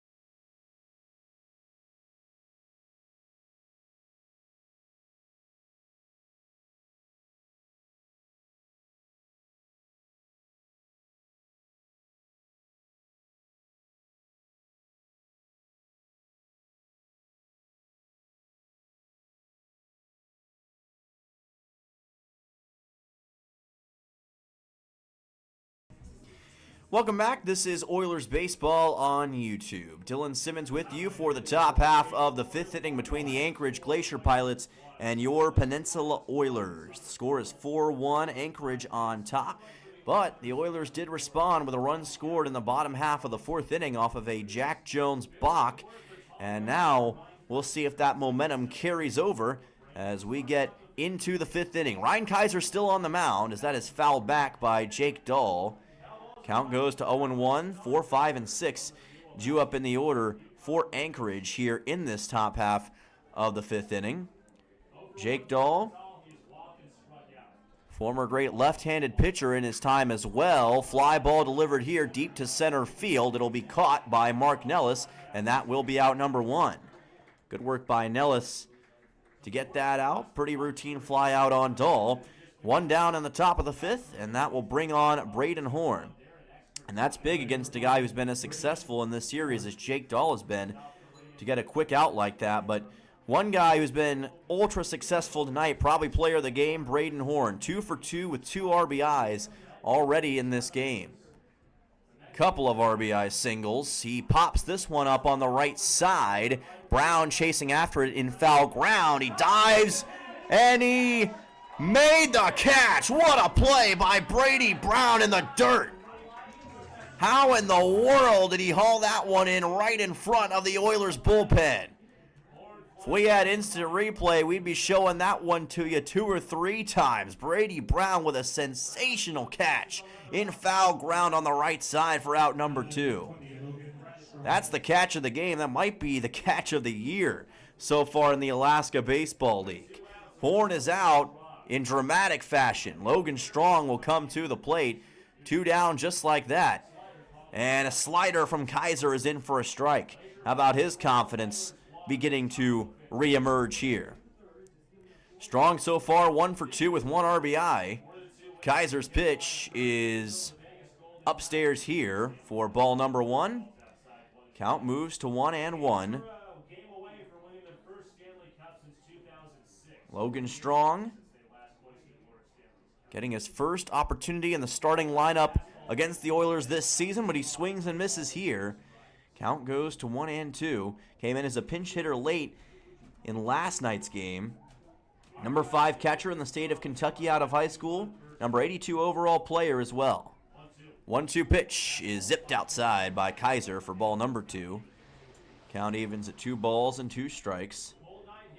Strong had a great .370 batting average this year with 31 runs, 34 hits, 2 homers, 22 RBIs for Spalding University. 2 balls and 2 strikes. Pitch from Kaiser on the way and low for ball 3. Good job by Strong to recognize that.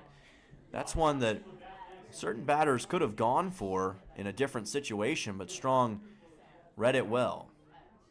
All right, payoff pitch with 2 outs coming up. 3-2 on the way from Kaiser. Tries a breaking ball. It's upstairs, and it's ball 4.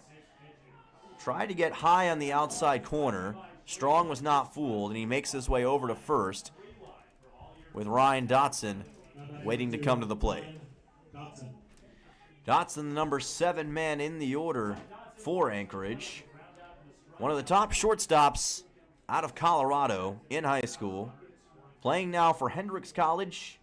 3 hits versus Texas Lutheran earlier this season. As he swings and misses here. His season high, by the way. Count goes to 0-1. 2026 All-SCAC honorable mention. And he fouls this one to the right side. Count goes to 0-2. 352 average, 58 hits, 13 doubles, 32 RBIs for Dotson. But facing an 0-2 count here against Kaiser. Here is a loop shot towards right field, caught by Brady Brown, and that will be out number 3. Brown getting a couple of outs on fly balls in this inning and doing one in spectacular fashion. Your score remains 4-1. Glacier Pilots on top of the Oilers. We'll be back in just a moment for the bottom of the 5th right here on YouTube.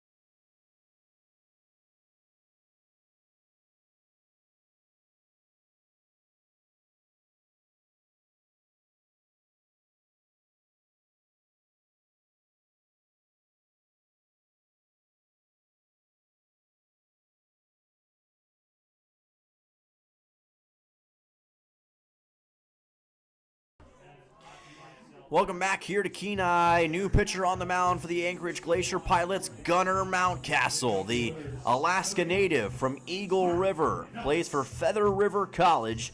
Sophomore, 5'10", 170 pounds. 13 appearances last year with an 11.45 ERA, 11 innings pitched, 15 strikeouts, and 14 earned runs. And spent last summer with Anchorage as well, had a 3.20 ERA, 19 2/3 innings pitched, and 7 earned runs for the Pilots in 2025. He'll face off against Mark Nellis, the leadoff batter in the order for the Oilers. And Nellis watches this pitch come by for a strike. Count goes to 0-1. So Gunnar Mountcastle, certainly a guy who knows a thing or two about the Alaska Baseball League and playing here in Peninsula. And he's trying to make the most of this chance as that pitch is low. Of course, despite playing last year for the Pilots, this is his first game against the Oilers, at least in some time. First time playing here at Coral Seymour in a little bit as well. But I'd say he's probably been to Kenai a few times in the past. 1-1 pitch here, check swing, that's strike 2. Just caught the outside corner of the plate against Nellis. And a 1-2 pitch with no outs coming up for the leadoff batter. Trying to take advantage of the situation against Gunnar Mountcastle and get his team back into this game. 1-2 pitch from Mountcastle is low. That's ball 2. Bounced off of the plate that time. Past Logan Strong. 2 balls and 2 strikes coming up for the man from Toronto, Ontario. Blue Jays fan trying to channel Vlad Guerrero Jr. right here and lift his team back into this one. 2 balls, 2 strikes. Here's a ground ball delivered to Dotson. He bobbled the ball, and that's going to allow Nellis to get to first. It's going to be an E4 on Ryan Dotson, and Mark Nellis is safe at first base. First error by the Glacier Pilots here tonight.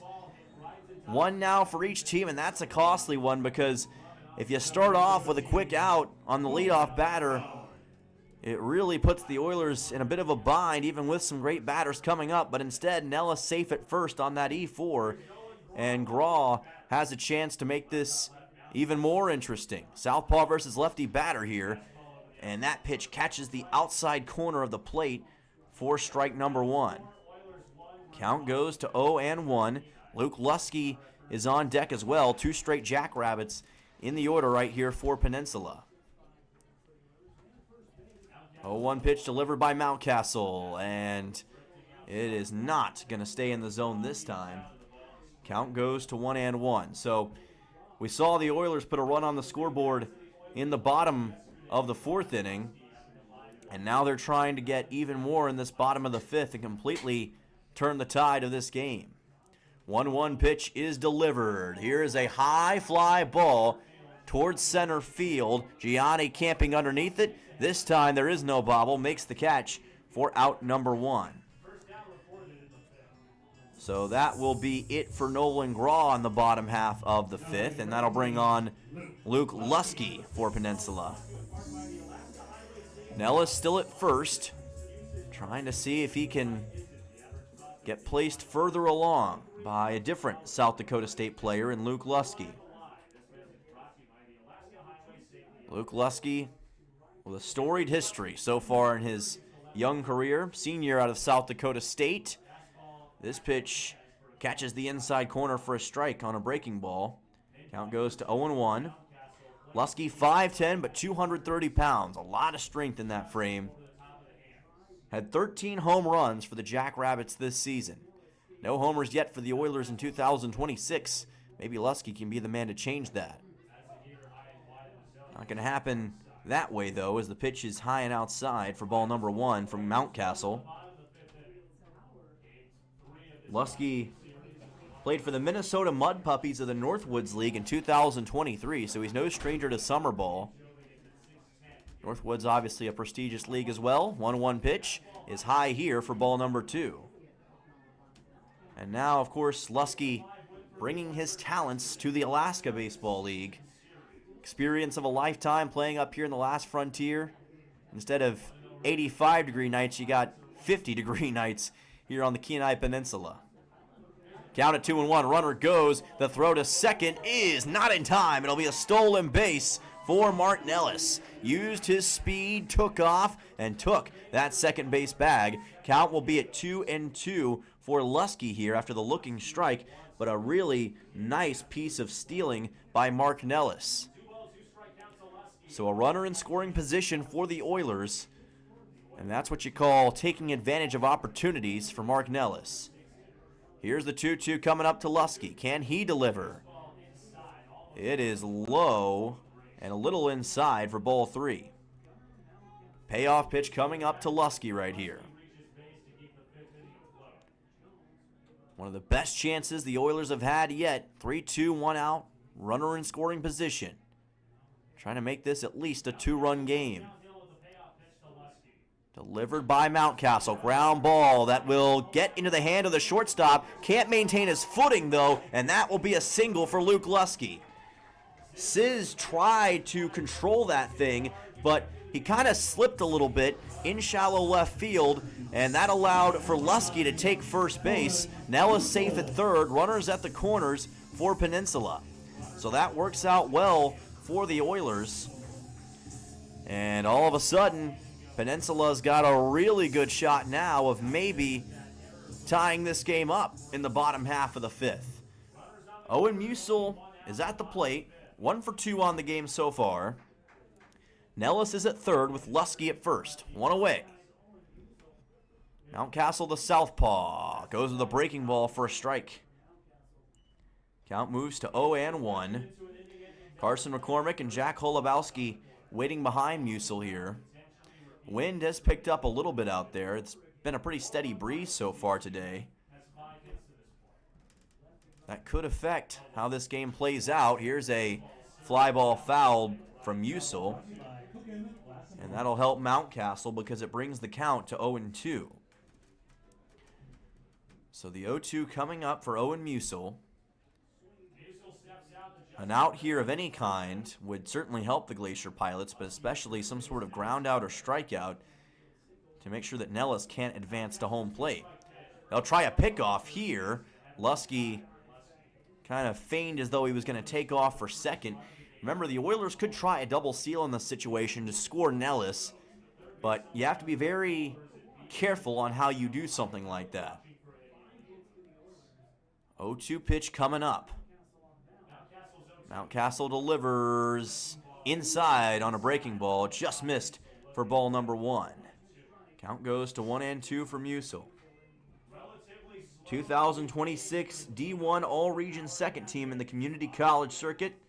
Played at Elkhorn South High School in Nebraska. Number 1 first baseman in the state during his prep days. 1-2 pitch coming up to Musil. It's well outside and strong. Had to move quickly to keep that thing from getting to the backstop. Evens the count at 2 balls and 2 strikes. That could have been really helpful for Peninsula. Would have been the second run in this game that scored on something that wasn't a hit.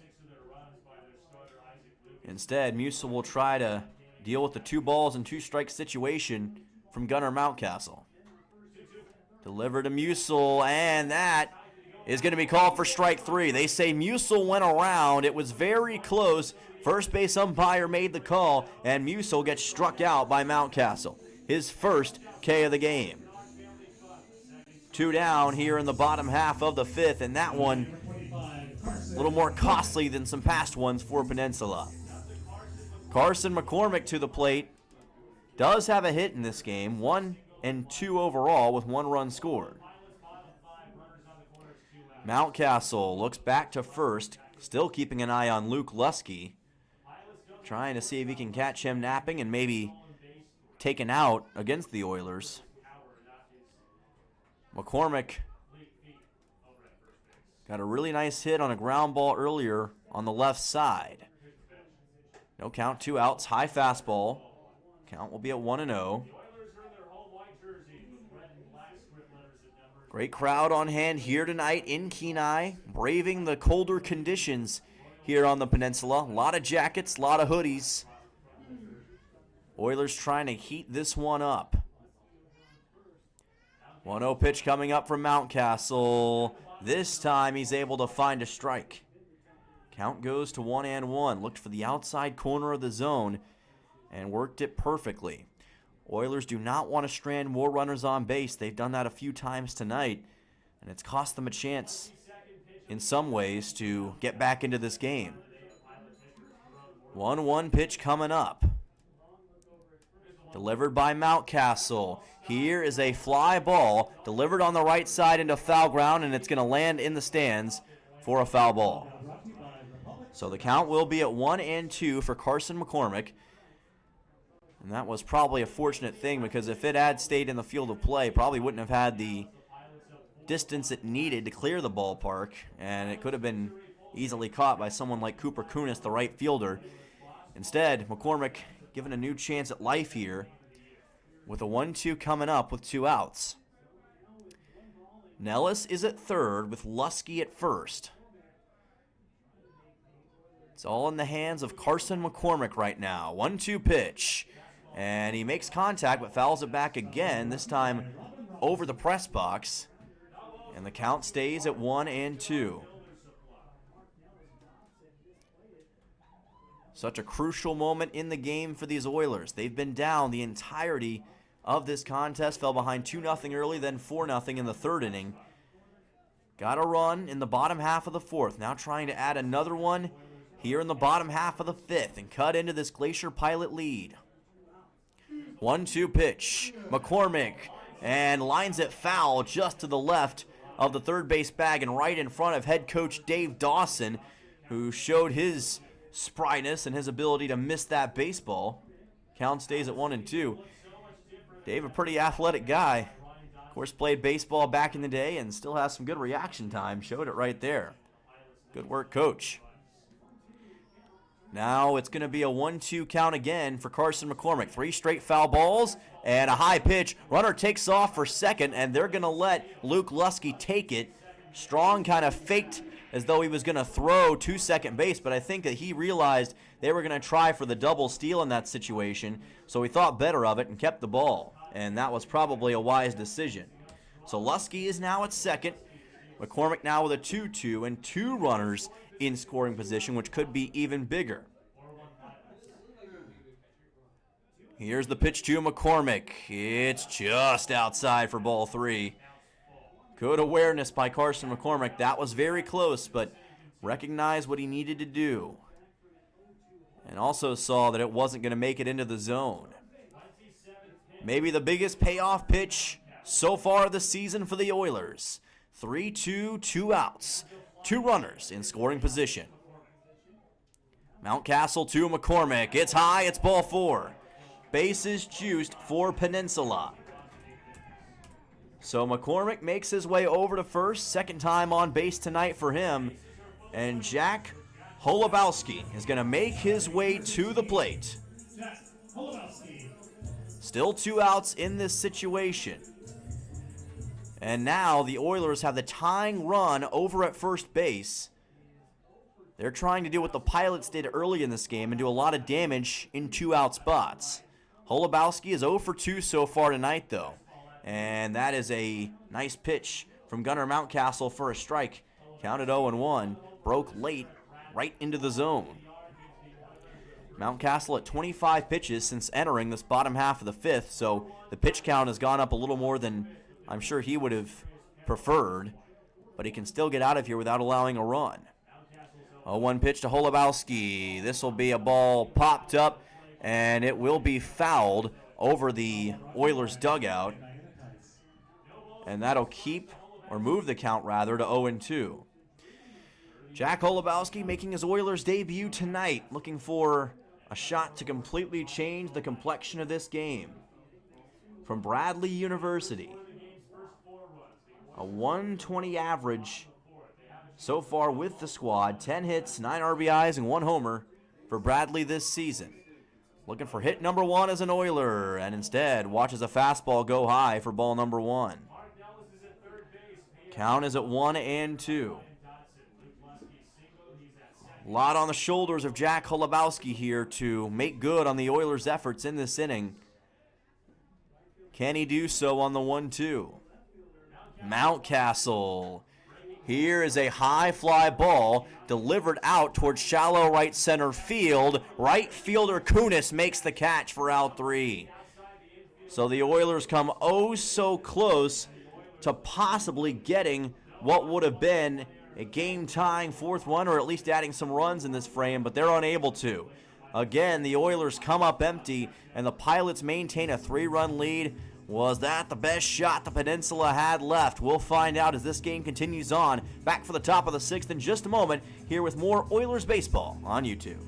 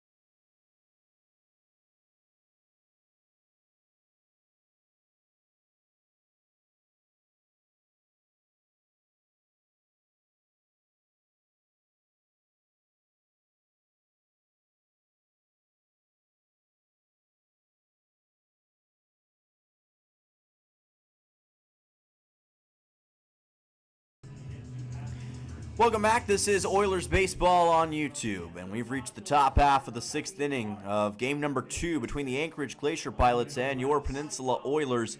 New pitcher on the mound for Peninsula as Ryan Kaiser's night comes to an end after 5 solid innings of work. It'll be Justin Parks who takes the mound, the sophomore out of Yavapai College in Gilbert, Arizona. Southpaw stands at 6 feet 7 inches tall, 230 pounds. And his first pitch as an Oiler is a strike on a nice fastball towards the outside corner. Count goes to 0-1. Davis Weeks at the plate, 8-9-1, due up for the Glacier Pilots in this inning. Justin Parks had 4 innings pitched twice for Yavapai this season, 3 strikeouts versus Eastern Arizona College back on April 25th. 0-1 pitch is upstairs and high for ball number 1. Count goes to 1-1 for the sophomore Parks. 14 strikeouts, 20 walks issued on the season. Allowed 28 hits in his 14 appearances. Did make 2 starts. 1-1 pitch. And a heck of a breaking ball for a strike. That was a really nice ball that cut back into the zone right at the last moment. A looking strike on Weeks, and the count goes to 1-2. Oilers trying to overcome a 3-run deficit. 1-2 pitch, well outside. Parks put a little bit of extra zip on that thing. Don't know what the exact speed is on that baseball, but it was likely up there. Well into the 90s if I had to guess. Count's going to go to 2-2 here on Davis Weeks. Delivered by Parks. Here is a fly ball out to center. Nellis back, makes the catch in left center field for out number 1. That's a good way to start for Justin Parks. Takes away Davis Weeks and brings in Blaze Sizz. Number 9 man in the order. Guy who we have talked about a lot so far over these last 2 days, but he's been pretty quiet with the bat so far in this game. 0 for 2. A lot of his productivity has come from what he's done as an infielder in these 2 games so far.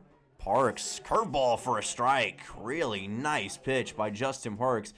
And you can tell sometimes when a guy is playing with an abundance of confidence, and I think that's what we're seeing from Justin Parks right here. Really showing what he can do. 0-1 pitch, another curveball, another strike. Count goes to 0-2. Again, has it break just enough towards the lower part of the zone to get that strike. And now he's got a chance for his first strikeout as an Oiler on Blaze Sizz right here. 0-2 pitch coming up.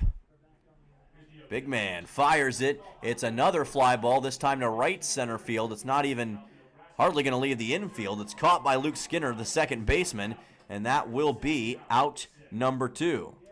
So hardly even a fly ball, more of a pop-up for all intents and purposes. 2 down here in the top half of the 6th, and that'll send on Vaughn Coleman for Anchorage. Coleman is 0 for 1 with 1 run scored so far in this game. Doesn't have a hit yet, but has reached before on a hit by pitch, which was right at the start of this contest. 2 outs, and Parks, another breaking ball for a strike. Continues to excel at that same style of pitch, and Glacier Pilots so far have not had an answer for it. But can Justin Parks keep it going? It's easy to do that for a short sample amount of time, but can you maintain it? As this fastball is going to be low, count goes to 1-1. In many ways, the Oilers trying to answer that question as a team tonight. Can they maintain the pace they showed in yesterday's win, and can they get 2 wins in a row against this Glacier Pilot squad? 1-1 pitch to the outside for ball number 2. Tried to target that outside corner again, couldn't get it to work. Coleman from Claremont, California, Cal State Northridge, a freshman, 6 feet tall, 180 pounds. First team All-League twice in high school. 2-1 is in for a strike. Went back to that old reliable breaking ball and got the strike he was looking for. 2-2 with 2 outs on Vaughn Coleman. Can Justin Parks finish up this top of the 6th with a strikeout? Taking his time on this one. 2-2 pitch. Parks has this one fouled towards the Pilots' dugout. Count will stay at 2 balls and 2 strikes. Justin Parks being thrust into this position, making the most of the opportunity, enjoys fishing and the great outdoors. Feels right at home in Alaska and is trying to make his home on the bump here at Coral Seymour Memorial Ballpark. 2-2. Ooh, just missed on the fastball, and that'll be ball number 3. Some of the Oilers fans thought for sure that would be that 3rd strike. It is not.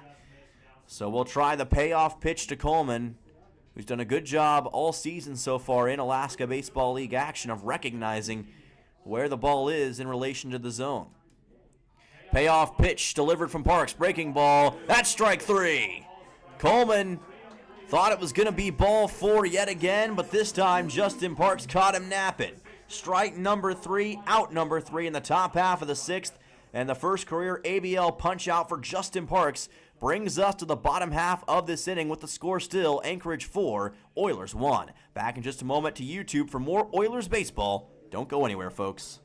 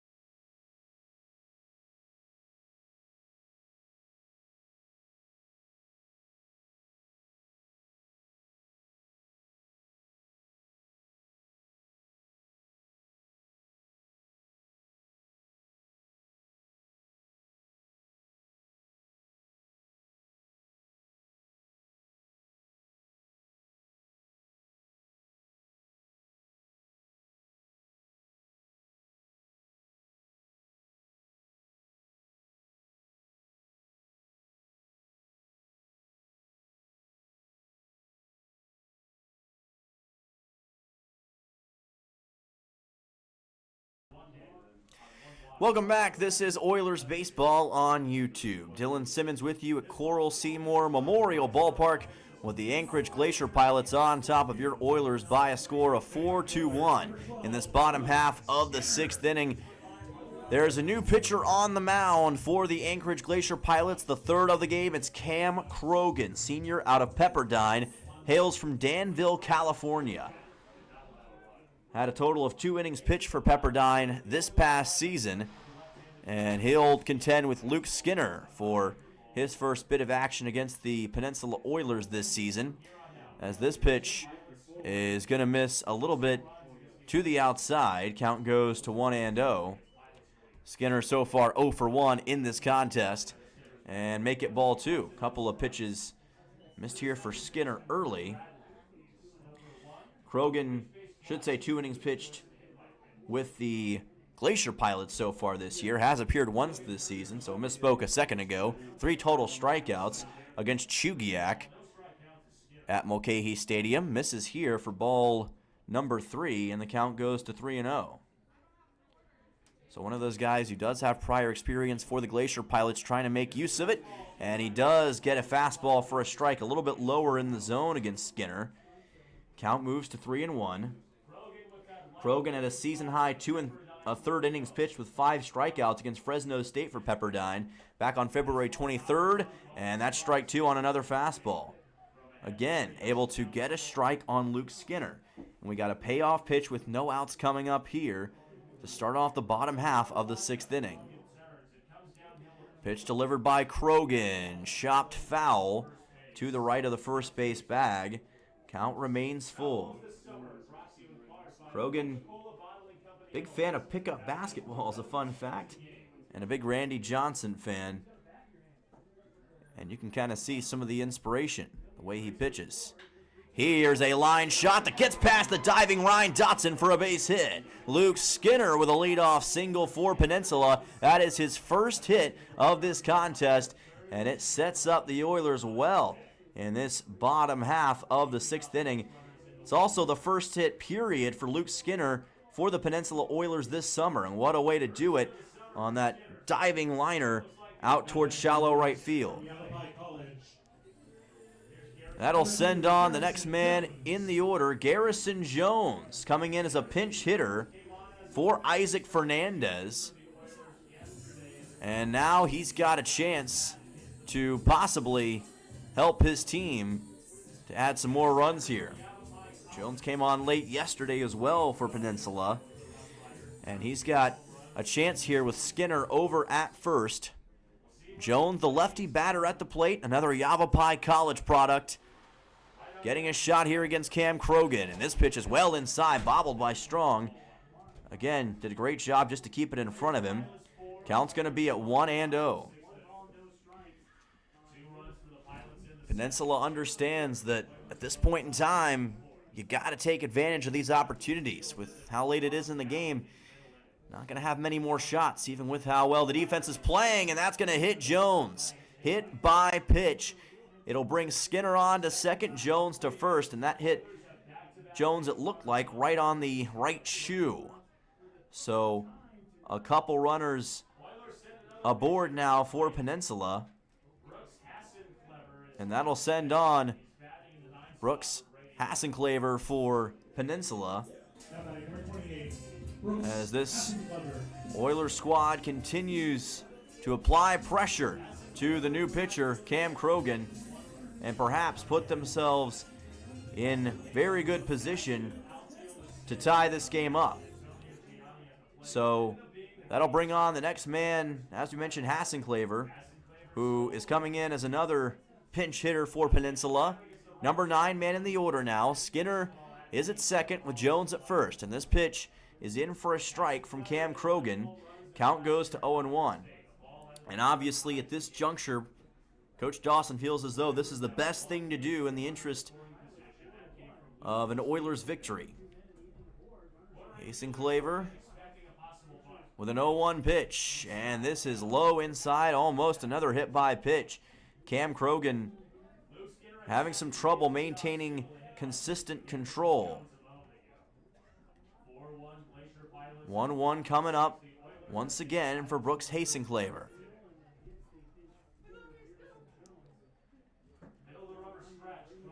Krogan taking his time now. 1-1. Well inside again. Ball 2. Count goes to 2-1 on Hassenclaver. Skinner in scoring position. Jones is at first. Yesterday, Brooks did have one hit with 1 RBI and 1 run scored for Peninsula.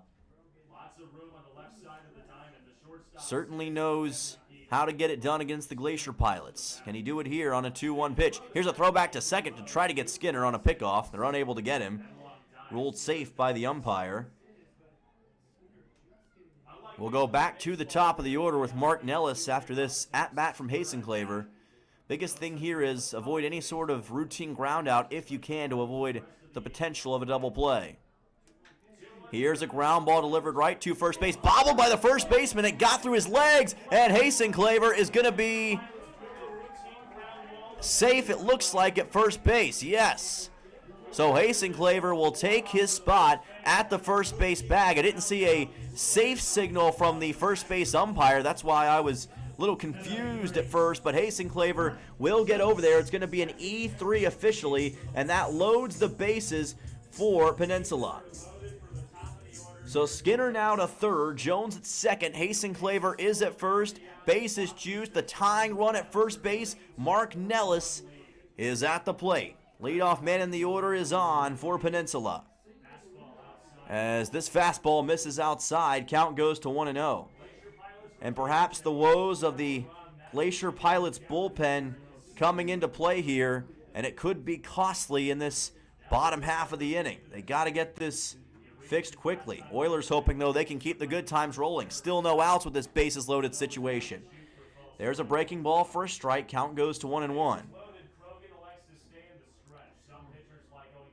So Krogan certainly has a lot that he's going to have to deal with in this spot, with the count now at 1-1.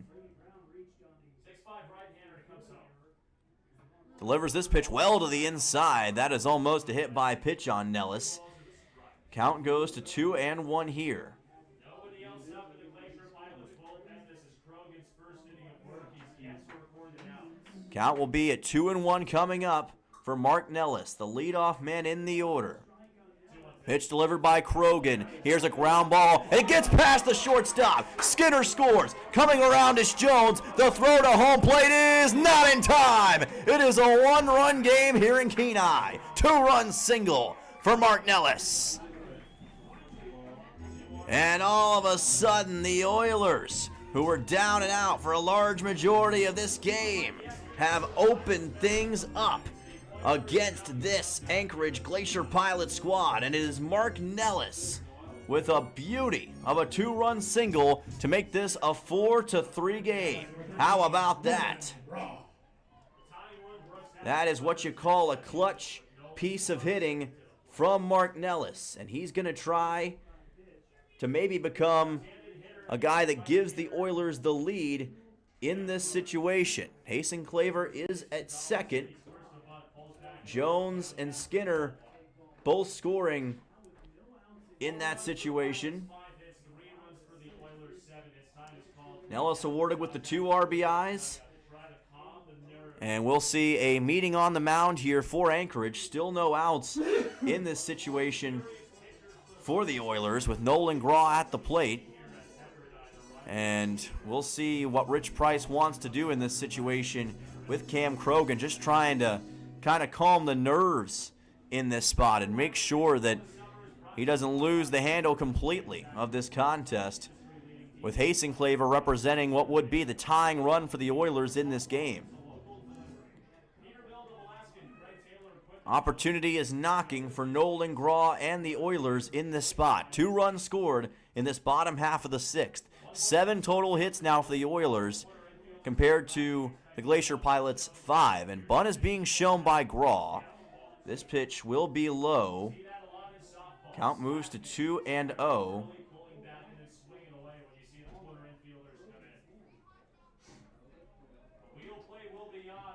And another pitch coming on shortly for Nolan Graw. Here's a high fly ball deep to right field, and that will be fouled into the Oilers bullpen. Oh my gracious, I think we all thought for a second here at Coral Seymour that had a chance to leave the yard. Instead, it went the wrong direction, a little bit too wide. That's the closest we've come to seemingly having one of those home runs that we've been talking about so much in this game, but not to be.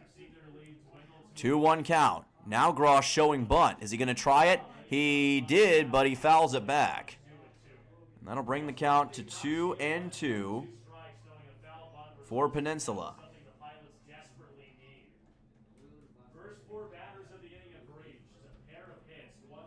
Nolan Graw, South Dakota State product, has Mark Nellis at first and Brooks Hasenclaver currently at second. With all the pressure in the world, but he has been cool as a cucumber in the past. Delivers a ground ball right up the middle for a base hit. Hasenclaver coming around third, and he will slip and make his way back to third base. I think he thought about coming home, but he lost his footing as he tried to come around the third base bag. It will be a single for Nolan Graw, and Mark Nellis, safe at second, loads the bases for the Oilers. Gets it done on a 2-2 count. That was a bit of a dramatic play, but now the Oilers have an even better opportunity for Luke Lusky. Bases juiced, still no outs in this bottom half of the 6th.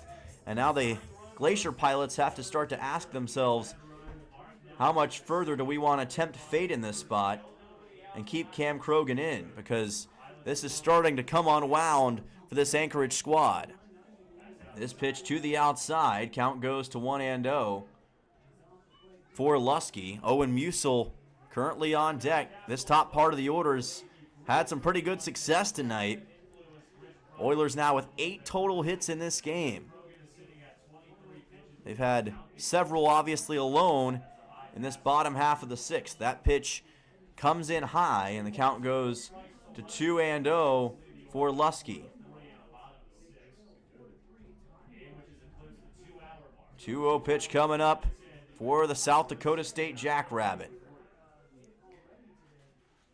Cam Krogan delivers this one. Ground ball over to Blaze Sizz. Throws to second for 1 out. There will be no throw to first, and that will tie the game. Hasten Claver scores. Luke Lusky will get the RBI, and we are knotted up in Kenai at 4 runs apiece.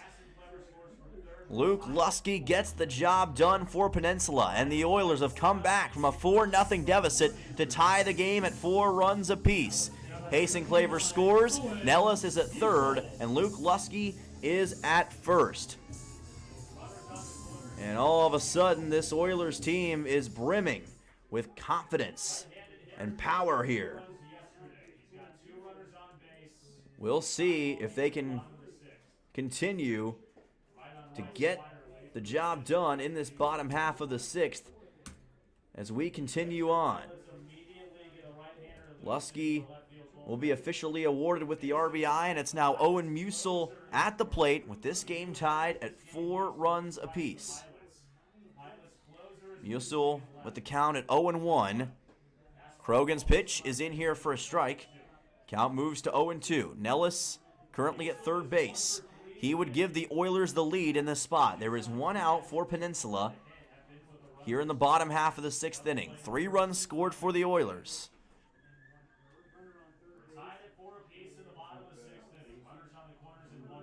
Pitch to Musil is high, and that will bring the count to 1 ball, and 2 strikes. As Owen Musil tries to bring the Oilers all the way to the lead.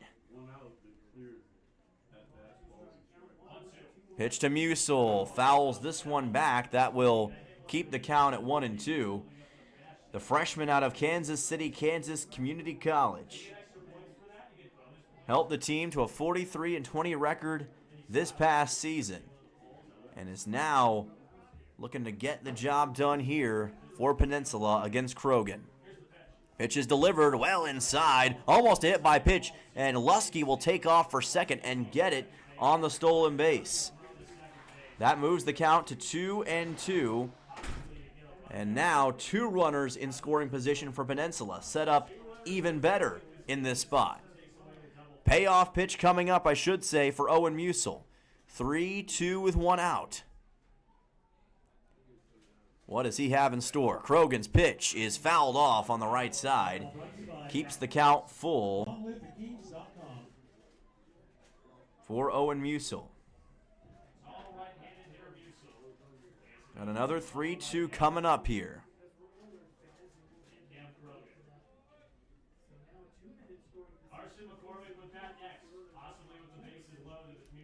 Payoff pitch, 1 out. Krogan taking his time on this pitch attempt. 3-2. Here is a high fly ball delivered to left center field. It'll stay in the yard. Gianni wants it. Makes the catch. Tagging is Nellis. He is going to make it home in time. And the Oilers have taken the lead. Owen Musil with a sacrifice fly. Peninsula on top 5-4. Not the most dramatic way to score a run, but it's just as effective. And that is the beauty of having 2 runners in scoring position, and most importantly, a runner at third in that situation.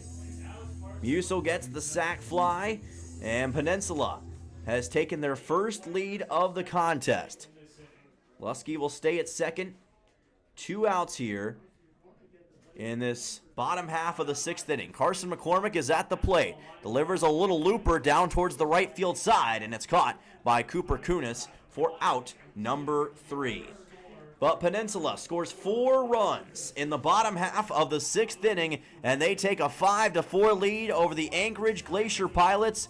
And Peninsula all of a sudden is in position to go 2-0. We'll be back for the top of the 7th in just a moment here to Kenai, right here on YouTube.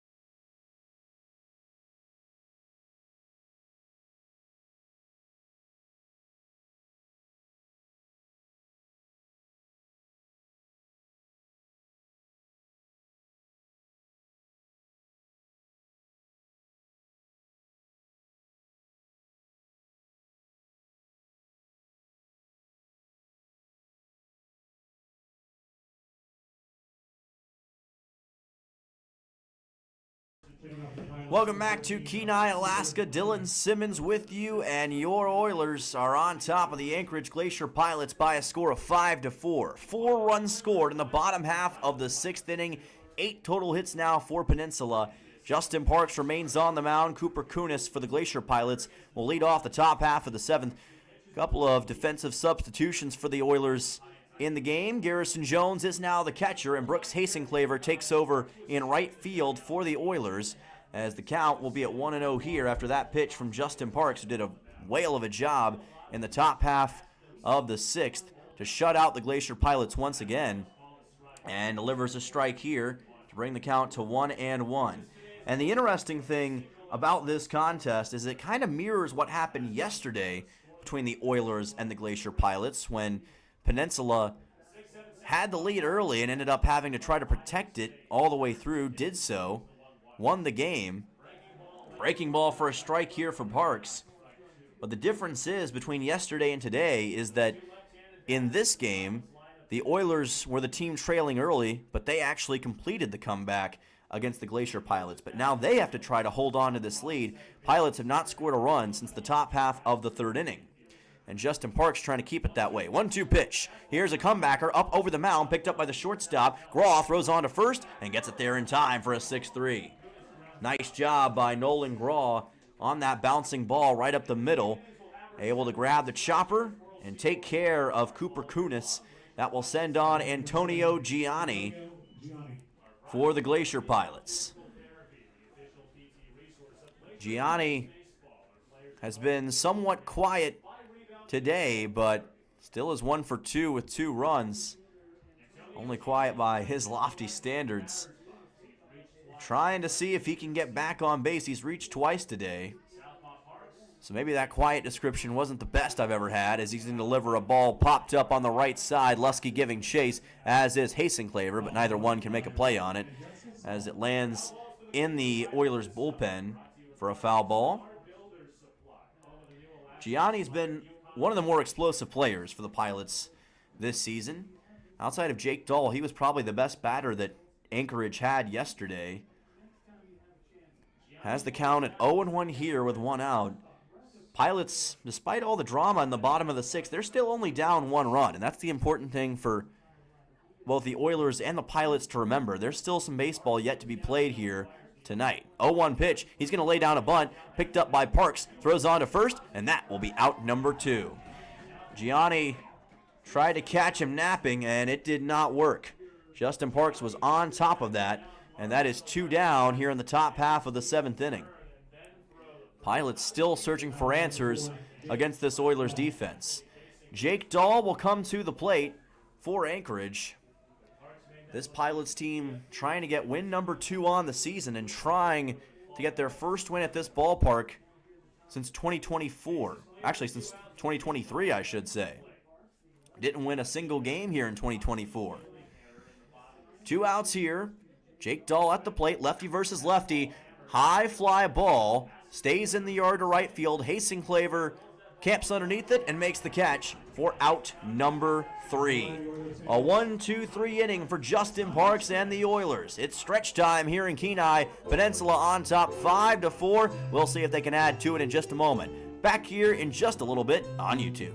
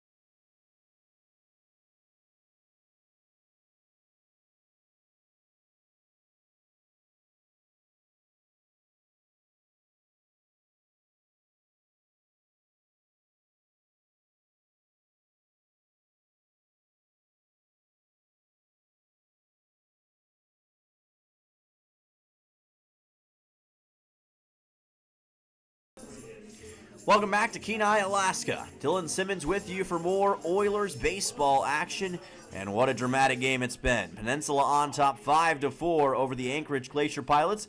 Just want to thank everybody who's watching tonight. Got some comments in the live stream chat. We got Carson McCormick fans in the chat tonight, and we've also got some fans really appreciating the broadcast, and we appreciate all of you for listening in. And gotta agree, I think the Alaska Baseball League, probably the best, if you had to ask me, of all the summer collegiate leagues.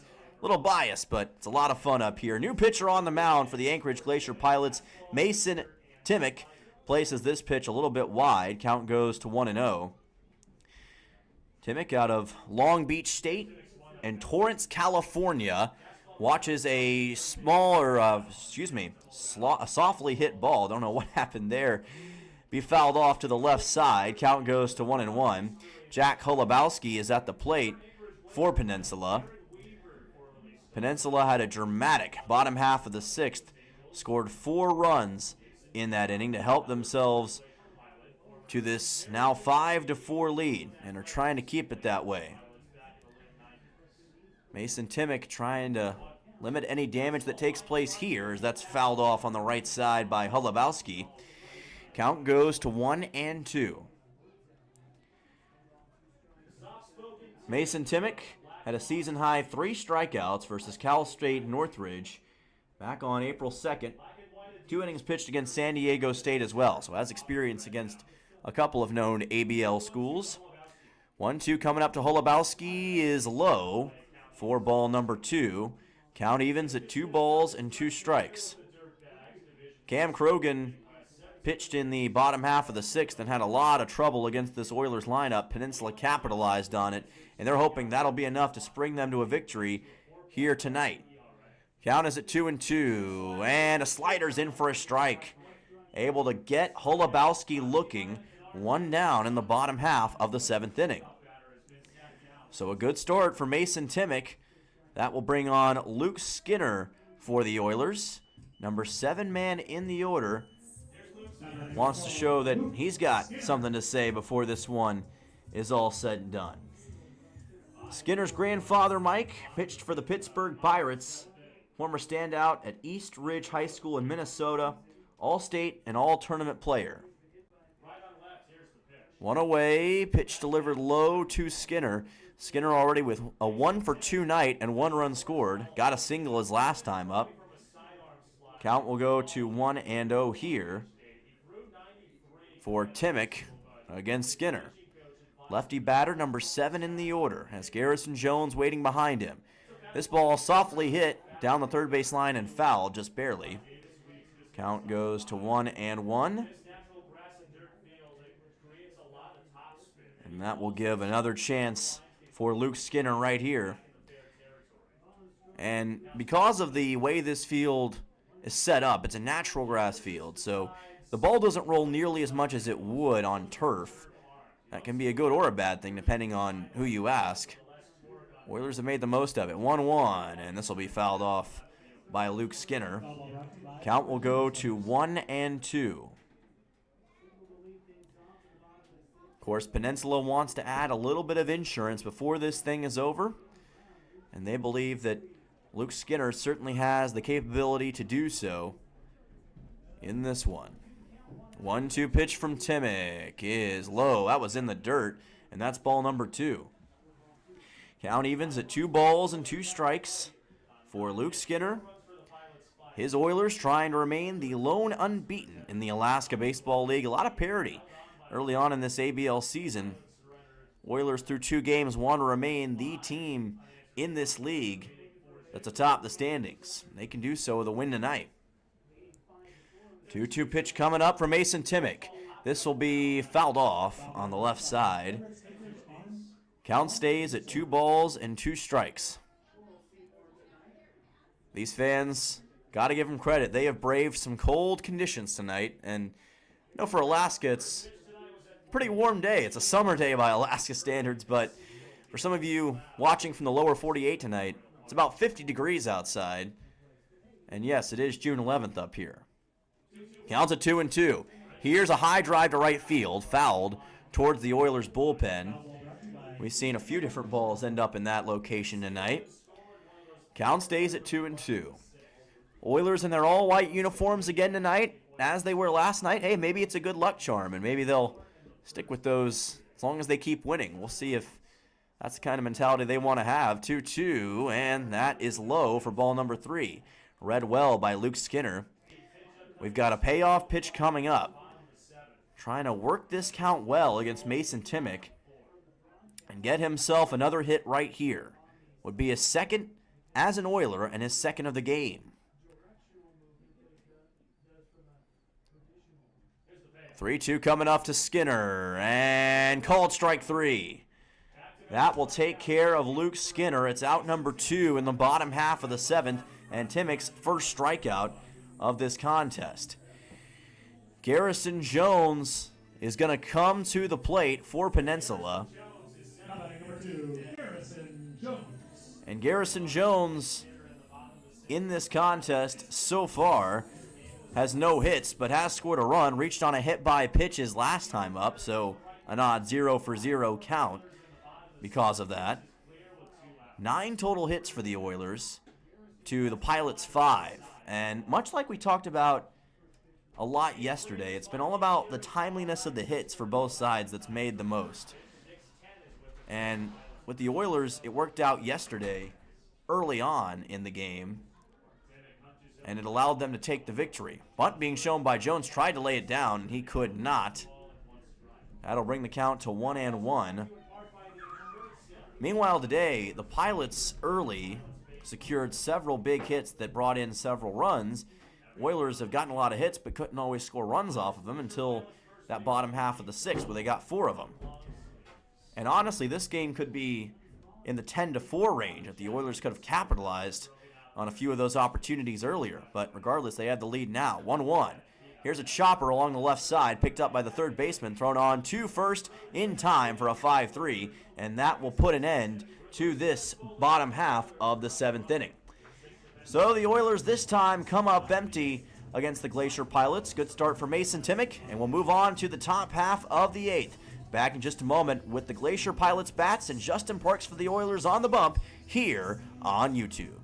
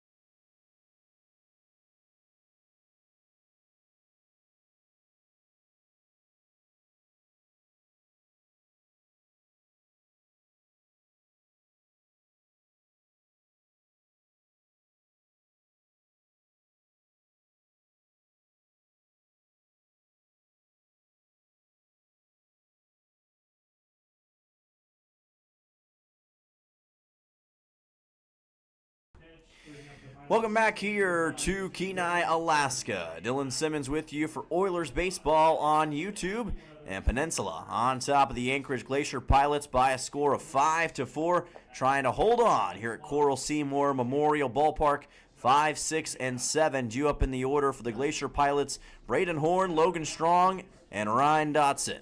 Justin Parks still on the bump for Kenai, or for Peninsula, places this pitch a little bit to the outside. Count goes to 1-0. Has had a really nice fastball so far in this game, and has used it to get a strikeout already in this contest. Had a heck of a top of the 7th. Now trying to preserve the lead in the top half of the 8th. Parks. Fastball finds the outside portion of the zone for a looking strike, and the count goes to 1-1 on Horn. Horn today has been very productive, 2 for 3 with 2 RBIs already in this game. And he may be one of the best chances that the Glacier Pilots have of tying this game up late, giving them a chance. 1-1, fouls this one up over the netting, brings the count to 1-2. Justin Parks in his first career appearance with the Peninsula Oilers at about 25 pitches for this game. Now the scoreboard says 22, a little bit behind on the scoreboard, so I have to clarify on that for you folks watching it at home. Count at 1-2. Will Parks go back to that fastball again? He will, and he gets the strikeout as a result. Ask and you shall receive, Justin Parks. His second strikeout of the game. He gets it on Braden Horn, and that is going to be 1 down here in the top half of the 8th inning. Logan Strong will come to the plate for the Anchorage Glacier Pilots. Strong 1 for 2 on the game with 1 RBI. Middle part of the order has been pretty solid for Anchorage, all things considered. However, they haven't been able to score runs since that top half of the 3rd a long time ago. Parks, fastball lifted high towards the right side and fouled. Count will move to 0-1. And obviously, if you're Anchorage, you understand you've only got 5 more outs to work with on Peninsula because, much like last night, Oilers can close it down in the top of the 9th if Anchorage is unable to tie this game up at 5 runs apiece. So the Oilers trying to play with that sort of urgency. Here's a comeback right past the mound and lined into center field. That'll be a base hit for Logan Strong. It went right past the backside of Justin Parks. Nothing that he was going to be able to do about it. And it was right between Graw and Luke Skinner, the shortstop and second baseman. And Logan Strong is able to get what is going to turn out to be his second hit of this game. Ryan Dotson will come to the plate, and the tying run is aboard for Anchorage. Dotson hasn't been as productive as Strong. 0 for 3 so far in this game. That was hit number 6 for the Glacier Pilots so far in this contest. Parks delivers a fastball. It's a ground ball overdue second. Chance to turn 2. There's 1 out at second. The throw to first is in time for the double play. 4-6-3, and the Oilers once again slam the door on the Glacier Pilots and maintain a 1-run lead. We'll be back for the bottom of the 8th in just a moment. Oilers with a chance to add on some insurance here in Alaska Baseball League action.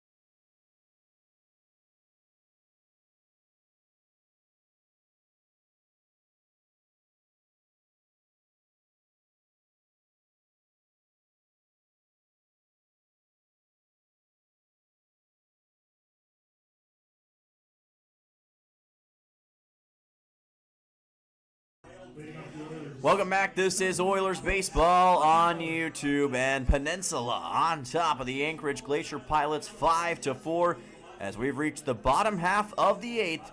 Brooks Hasenclaver will lead off for Peninsula in this inning, 9-1-2, due up for the Oilers, Hasenclaver, Mark Nellis, and Nolan Graw. The Oilers were down 4-0 at one point in this contest, but they have fought and fought hard to get themselves in this position, and now they are just 3 outs away from victory against this Glacier Pilot squad who looked like had him dead to rights earlier on in the game, but Peninsula has fought back and now is trying to steal one away from the visiting Pilots. 1-0, Hasenclaver fouls this one off towards the Glacier Pilot dugout. Count goes to 1-1. And he actually just broke his bat, it looked like. This is a wood bat league, so that'll happen from time to time. He slapped that one with some pretty significant authority, all things considered, on that foul ball. Count's going to be 1-1 for Hasenclaver coming up. He's 0 for 1 tonight, but does have a run scored. Reached on a hit by pitch earlier and subbed in earlier in this contest. Now working as the right fielder, came in for Brady Brown. 1-1, as this pitch is a little bit high from Mason Timmick, who's still on the mound. Count goes to 2-1. Timmick does have 2 strikeouts and held the Oilers scoreless in the bottom half of the 7th. 2-1 coming up from Timmick, delivered to Hasenclaver. That'll be another foul ball. Count goes to 2-2 with no outs. Hasenclaver received all conference honors at Connors State this past year and is now going to transfer to Central Arkansas to see what he can do for a D1 program. Very excited, of course, as you'd expect about that opportunity, but getting a chance to show his stuff here in Alaska as well. 2-2 to Hasenclaver. That is low. It's in the dirt, and off the plate, it's ball 3. And the count runs full at 3-2 for Brooks Hasenclaver. Gotten quite a few chances to talk to Brooks so far throughout this early part of the season, and his desire to win is evident. Anytime you speak to him, he has come into this season with a mission to prove just how good he is, and he's proved it so far. 3-2. And that is low. It's ball 4, and that will send Hasenclaver on to first. A leadoff walk for Peninsula, and his former Connors State teammate Mark Nellis is going to be at the plate here for Peninsula. So Peninsula already in position to add some insurance, and now you've got Mark Nellis, who might be the player of the game for Peninsula so far. 2 RBIs, got a 2-run single earlier, has scored 1 run, and is 2 for 4 in this contest. Going to try to lay down a bunt here. Pitch got by him, and the count goes to 1-0. As Mason Timmick tries to readjust against this Oilers batting order, who is trying to have a little bit more success as this game continues on. Timmick takes his time, looks back to first, trying to see if he could get Hasenclaver. Threw it to Jake Dahl, who almost couldn't bring that one in, and it's a good thing that he did, because if it had gotten past him, Hasenclaver would have been easily at to second, over to second, I should say, and into scoring position. Mark Nellis trying to show what he can do. 0-1, tried to lay down a bunt, pitch got by him, and that will make it an 0-2 count. He's missed the chance on the bunt twice. So an 0-2 coming up here for Mason Timmick. Small ball very much has been in effect in this game for Peninsula. They've not been shy about using the bunt to their advantage, but you got to be careful here if you try to go for a bunt. No bunt shown here for Nellis, and this pitch is going to be low. That's ball 1. Count goes to 1-2.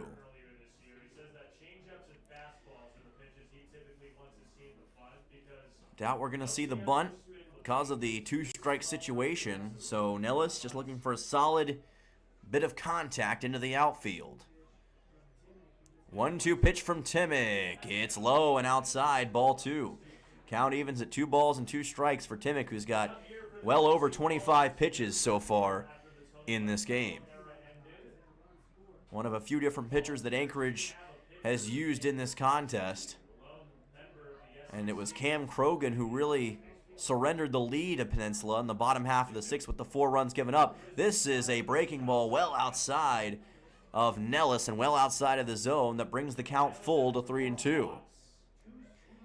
And of course, Mark is not a guy who's going to be easily fooled by anything that isn't in the zone here.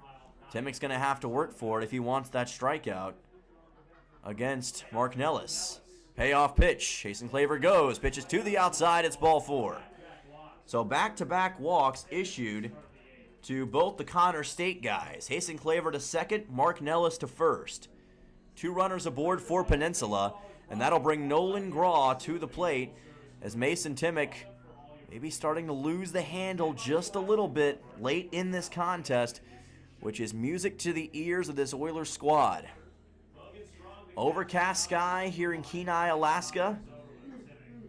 Cold day here on the Peninsula, but make no mistake about it, the Oilers have been red hot late in the game, and they're trying to add a little more fire to the scoreboard in this bottom half of the 8th inning with Nolan Graw, who's 2 for 3 so far in this contest. He wants to deliver what would be the 10th hit of the game for this Oilers squad and what could be the knockout punch against this Glacier Pilot visiting squad. Lefty batter Graw is on. He's showing bunt.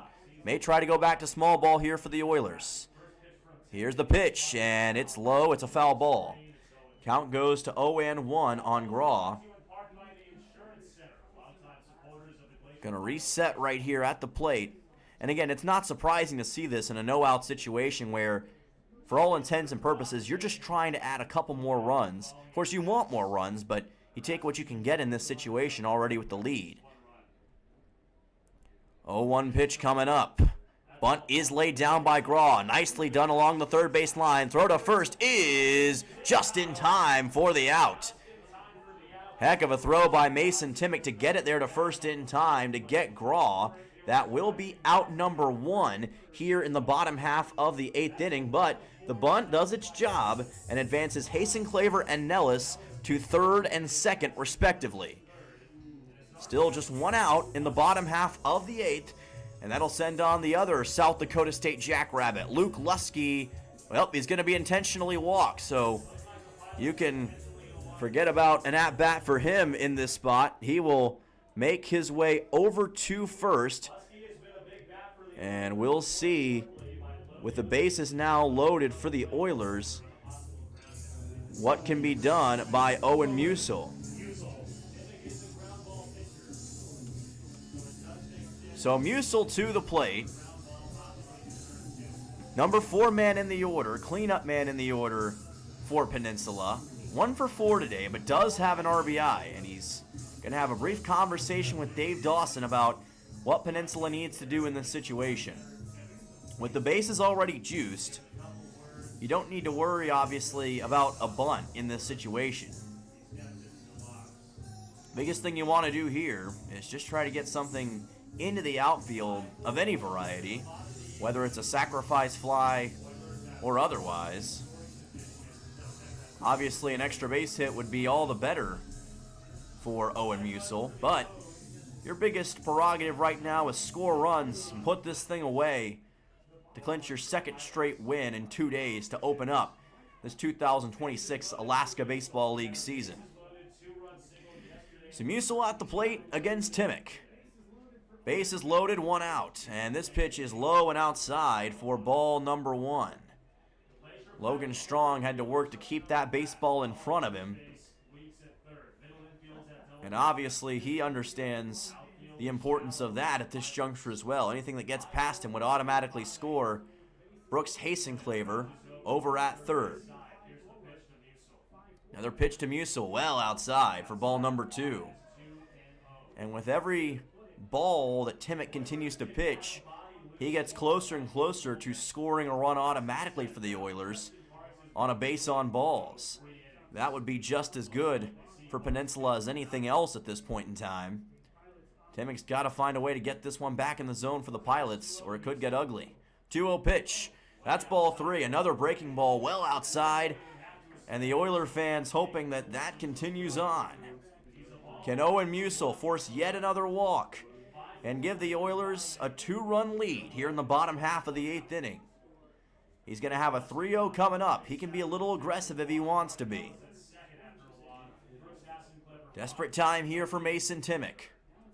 3-0 pitch to Busel, and it is in for a strike. Count goes to 3-1. Got that one a little bit lower in the zone, but made it there regardless. And we'll see if he can find a way to overcome what was a 3-0 deficit in the count. 3-1 pitch coming up. 2-0 and Musel. Here it comes. And here's a little looper down the right field line. That's going to get down into the right field corner. It's a fair ball. Coming around is Hasenclaver. He scores. Nellis does as well. Here comes Lusky. He'll score. And the Oilers may have just sealed the deal here in Game 2. A bases-clearing RBI double for Owen Musel that puts Peninsula on top by a score of 8-4. How about that? What a shot for Owen Musel, and what a dramatic turn of events here late in this ball game.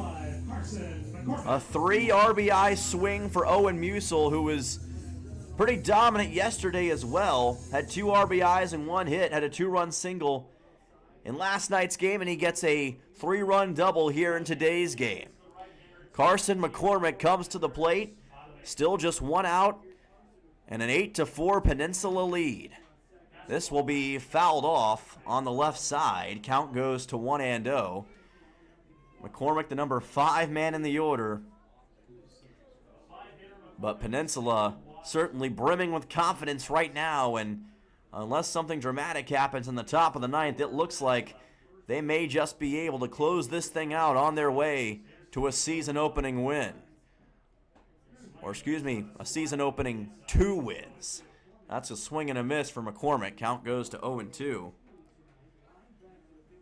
Oilers, of course, coming back into the ABL here in 2026, looking to make a statement. And at least late in this game, they've done exactly that. Got the count at 0-2. They have scored 8 unanswered runs against this Glacier Pilot squad, as that's a breaking ball to the outside. Count goes to 1-2. 4 runs in the bottom of the 6th, and so far 3 runs in the bottom of the 8th. Pretty solid stuff in those 2 frames, I would say, for the Oilers. And all 3 of those runs coming courtesy of that RBI double from Owen Musel that was hit perfectly into that right field corner. 1-2, McCormick. It's a small chopper right back towards the mound, picked up by Timmick, who throws to first, and that will be out number 2. So, for all intents and purposes, it'll be a swinging bunt for McCormick, but it advances Owen Musel over to third and sends on Jack Holubowski. 2 outs now in the bottom half of the 8th inning, and we'll see if Jack Holubowski can add just a little bit more insurance for Peninsula late in this game, trying to clinch this one against the Pilots. Holubowski is 0 for 4 so far in this game. Delivers a chopper over to short, picked up by Sizz. Throws on to first. That's a 6-3, and that will put an end to this bottom half of the 8th inning. But what an inning it was for the Peninsula Oilers. 3 runs put up off a 3-run double from Owen Musel. Oilers 3 outs away from victory. We'll see if they can clinch it when we come back to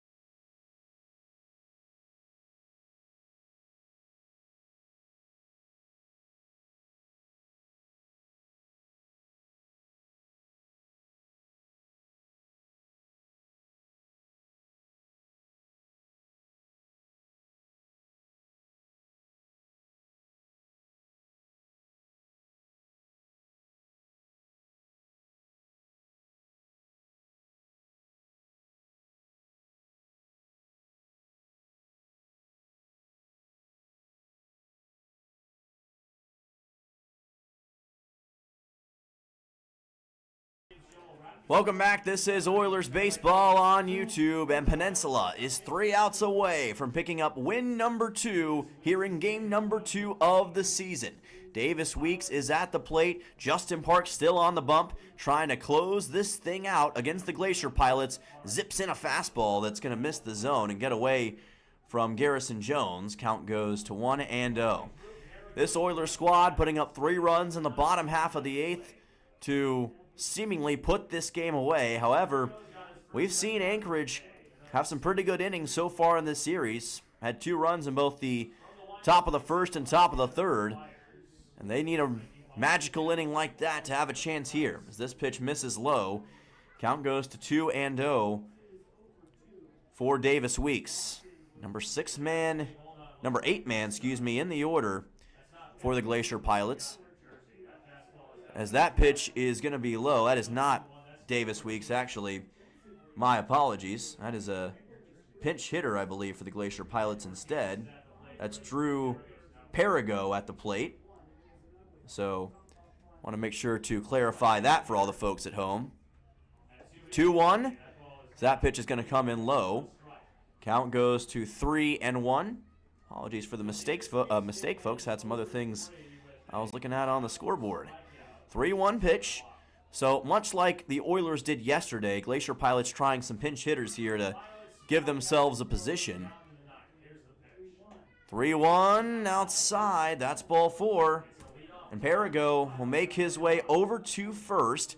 Runner aboard for Anchorage. That is not how Justin Parks wanted to start off this top half of the 9th inning. Blaze Sizz will come to the plate. Number 9 man in the order. No pinch hitter for him. Sizz is 0 for 3 so far in this game. Yesterday for Anchorage, Sizz ended up with 2 hits and 2 runs scored for the Pilots, as this pitch is high on the fastball for Parks, and the count goes to 1-0. Oilers fans so anxious to see a victory. They've been sitting through this cold all night. Looks like there may even be a little fog rolling in. They want to find their way to yet another victory. They want to see the Oilers get it done, as that's going to be fouled back by Sizz. Count goes to 1-1. Oilers, yesterday, in many ways, they showed their dominance. Today, they've showed their tenacity. And they're trying to ride that wave of tenacity all the way to the finish line here tonight in this game.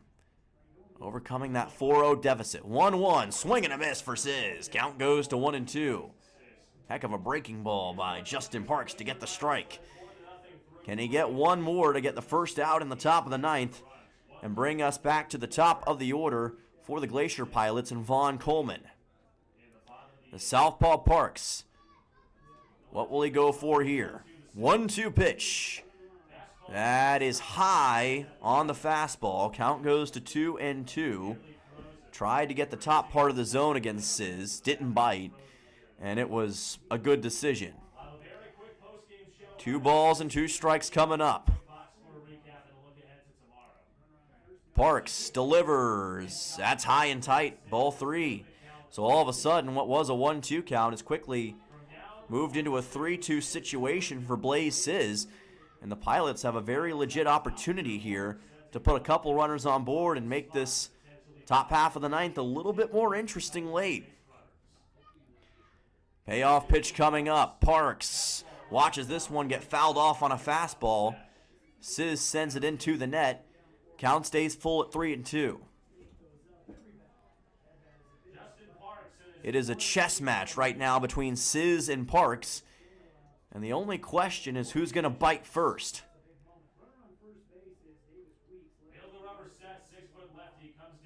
Here's the pitch on the way from Parks. It's driven towards left but fouled. Count stays full at 3-2. Second straight foul ball for Blaze Sizz. Of course, Drew Perigo still over there at first, trying to be spurned on by Blaze Sizz. Parks now with little over 35 pitches in this contest with 2 total strikeouts. Sizz 0 for 3 so far on the night. Payoff pitch.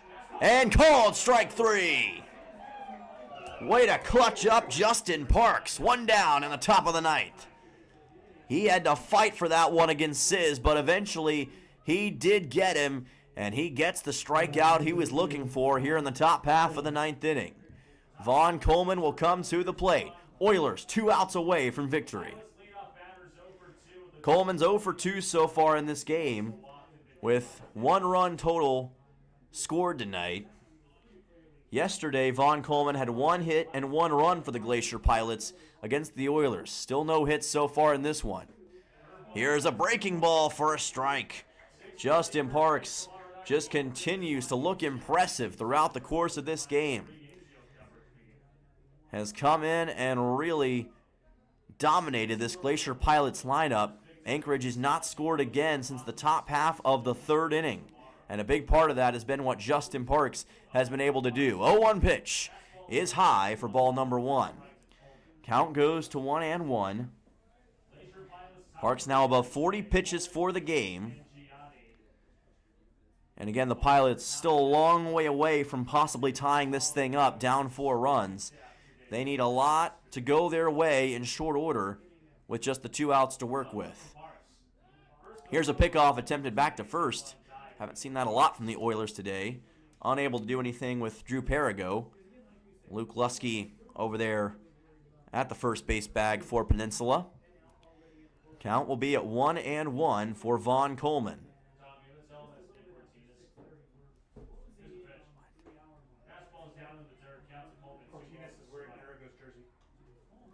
That will be low, and the count goes to 2-1.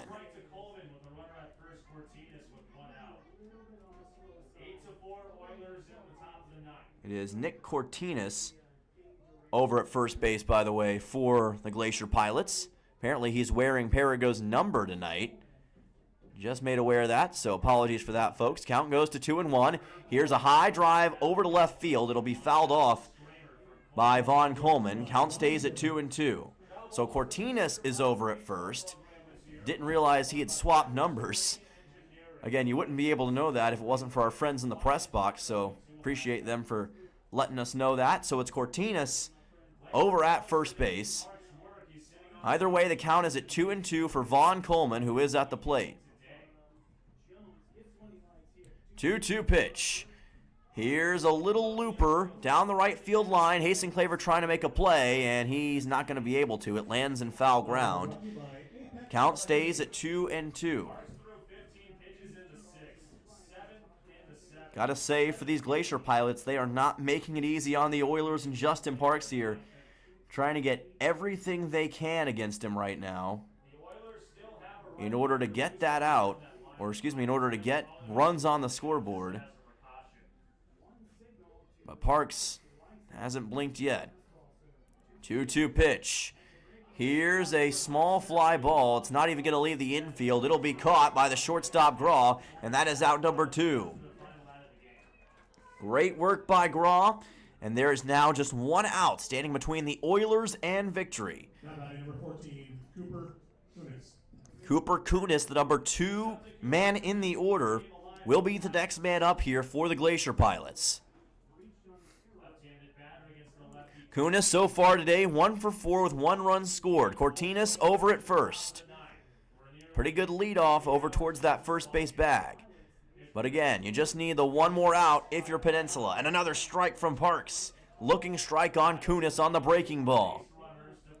Justin Parks wants to finish the job. He started way back towards the middle of the game. He's got 3 strikeouts. Can he get 1 more to seal it on Kunis? 0-1 pitch coming up. What does Parks go for here? Tries a fastball. Chopper over to Graw. He will tag the second base bag and end the game. And the Oilers come back from the 4-0 deficit and ride the wave of tenacity on their way to a 2-0 record and a second straight victory over the Anchorage Glacier Pilots. A hard-earned 8-4 win here on a Thursday night, and Peninsula will be able to celebrate this one for the short term before they get their next game tomorrow on Friday.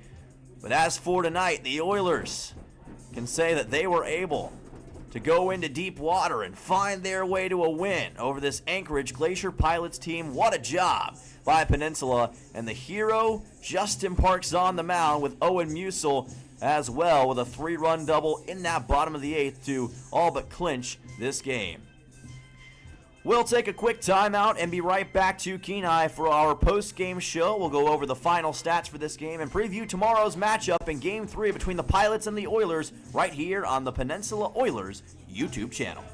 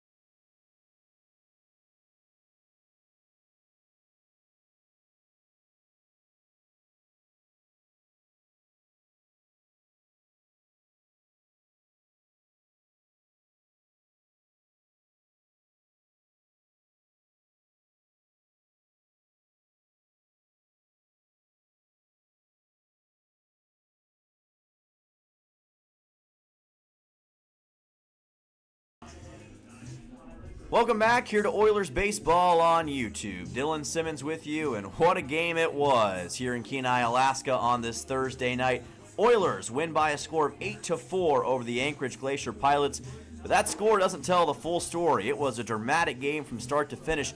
Glacier Pilots sprung out to an early lead. 4 runs in the first 3 innings, got out to a 4-0 lead, but the Oilers were able to fight back with tenacity and moxie. They score 4 runs in the bottom of the 6th and 3 runs in the bottom of the 8th to eventually take the 8-4 win. Shout out to a lot of different players tonight, but specifically Owen Musil and Justin Parks. Parks gets the win on the mound for the Peninsula Oilers. He's now 1-0 on the season, and when he came in the middle of the game, he just began to dominate this Pilots lineup and eventually lifted Peninsula to that victory. But Owen Musil as well in that bottom of the 8th got the game-clinching 3-run double for the Oilers to take them from a 1-run lead to a 4-run lead, and they would not look back after that on their way to win number 2 of the season and a 2-0 record.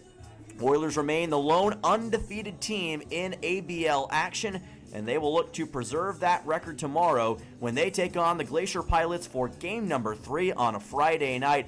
We will be live at 6:20 once again here on the YouTube channel, so make sure you tune in for that. as the Oilers look to go 3-0 on the season and officially clinch the home series against the Anchorage Glacier Pilots. We will see you then for that. As for tonight, that is going to do it here from Coral Seymour Memorial Ballpark, so thank you all so much for tuning in. I'm Dylan Simmons saying so long, where your final score is Peninsula 8, Anchorage 4. We will see you tomorrow night, and as for tonight, well, as they say, have an electric night.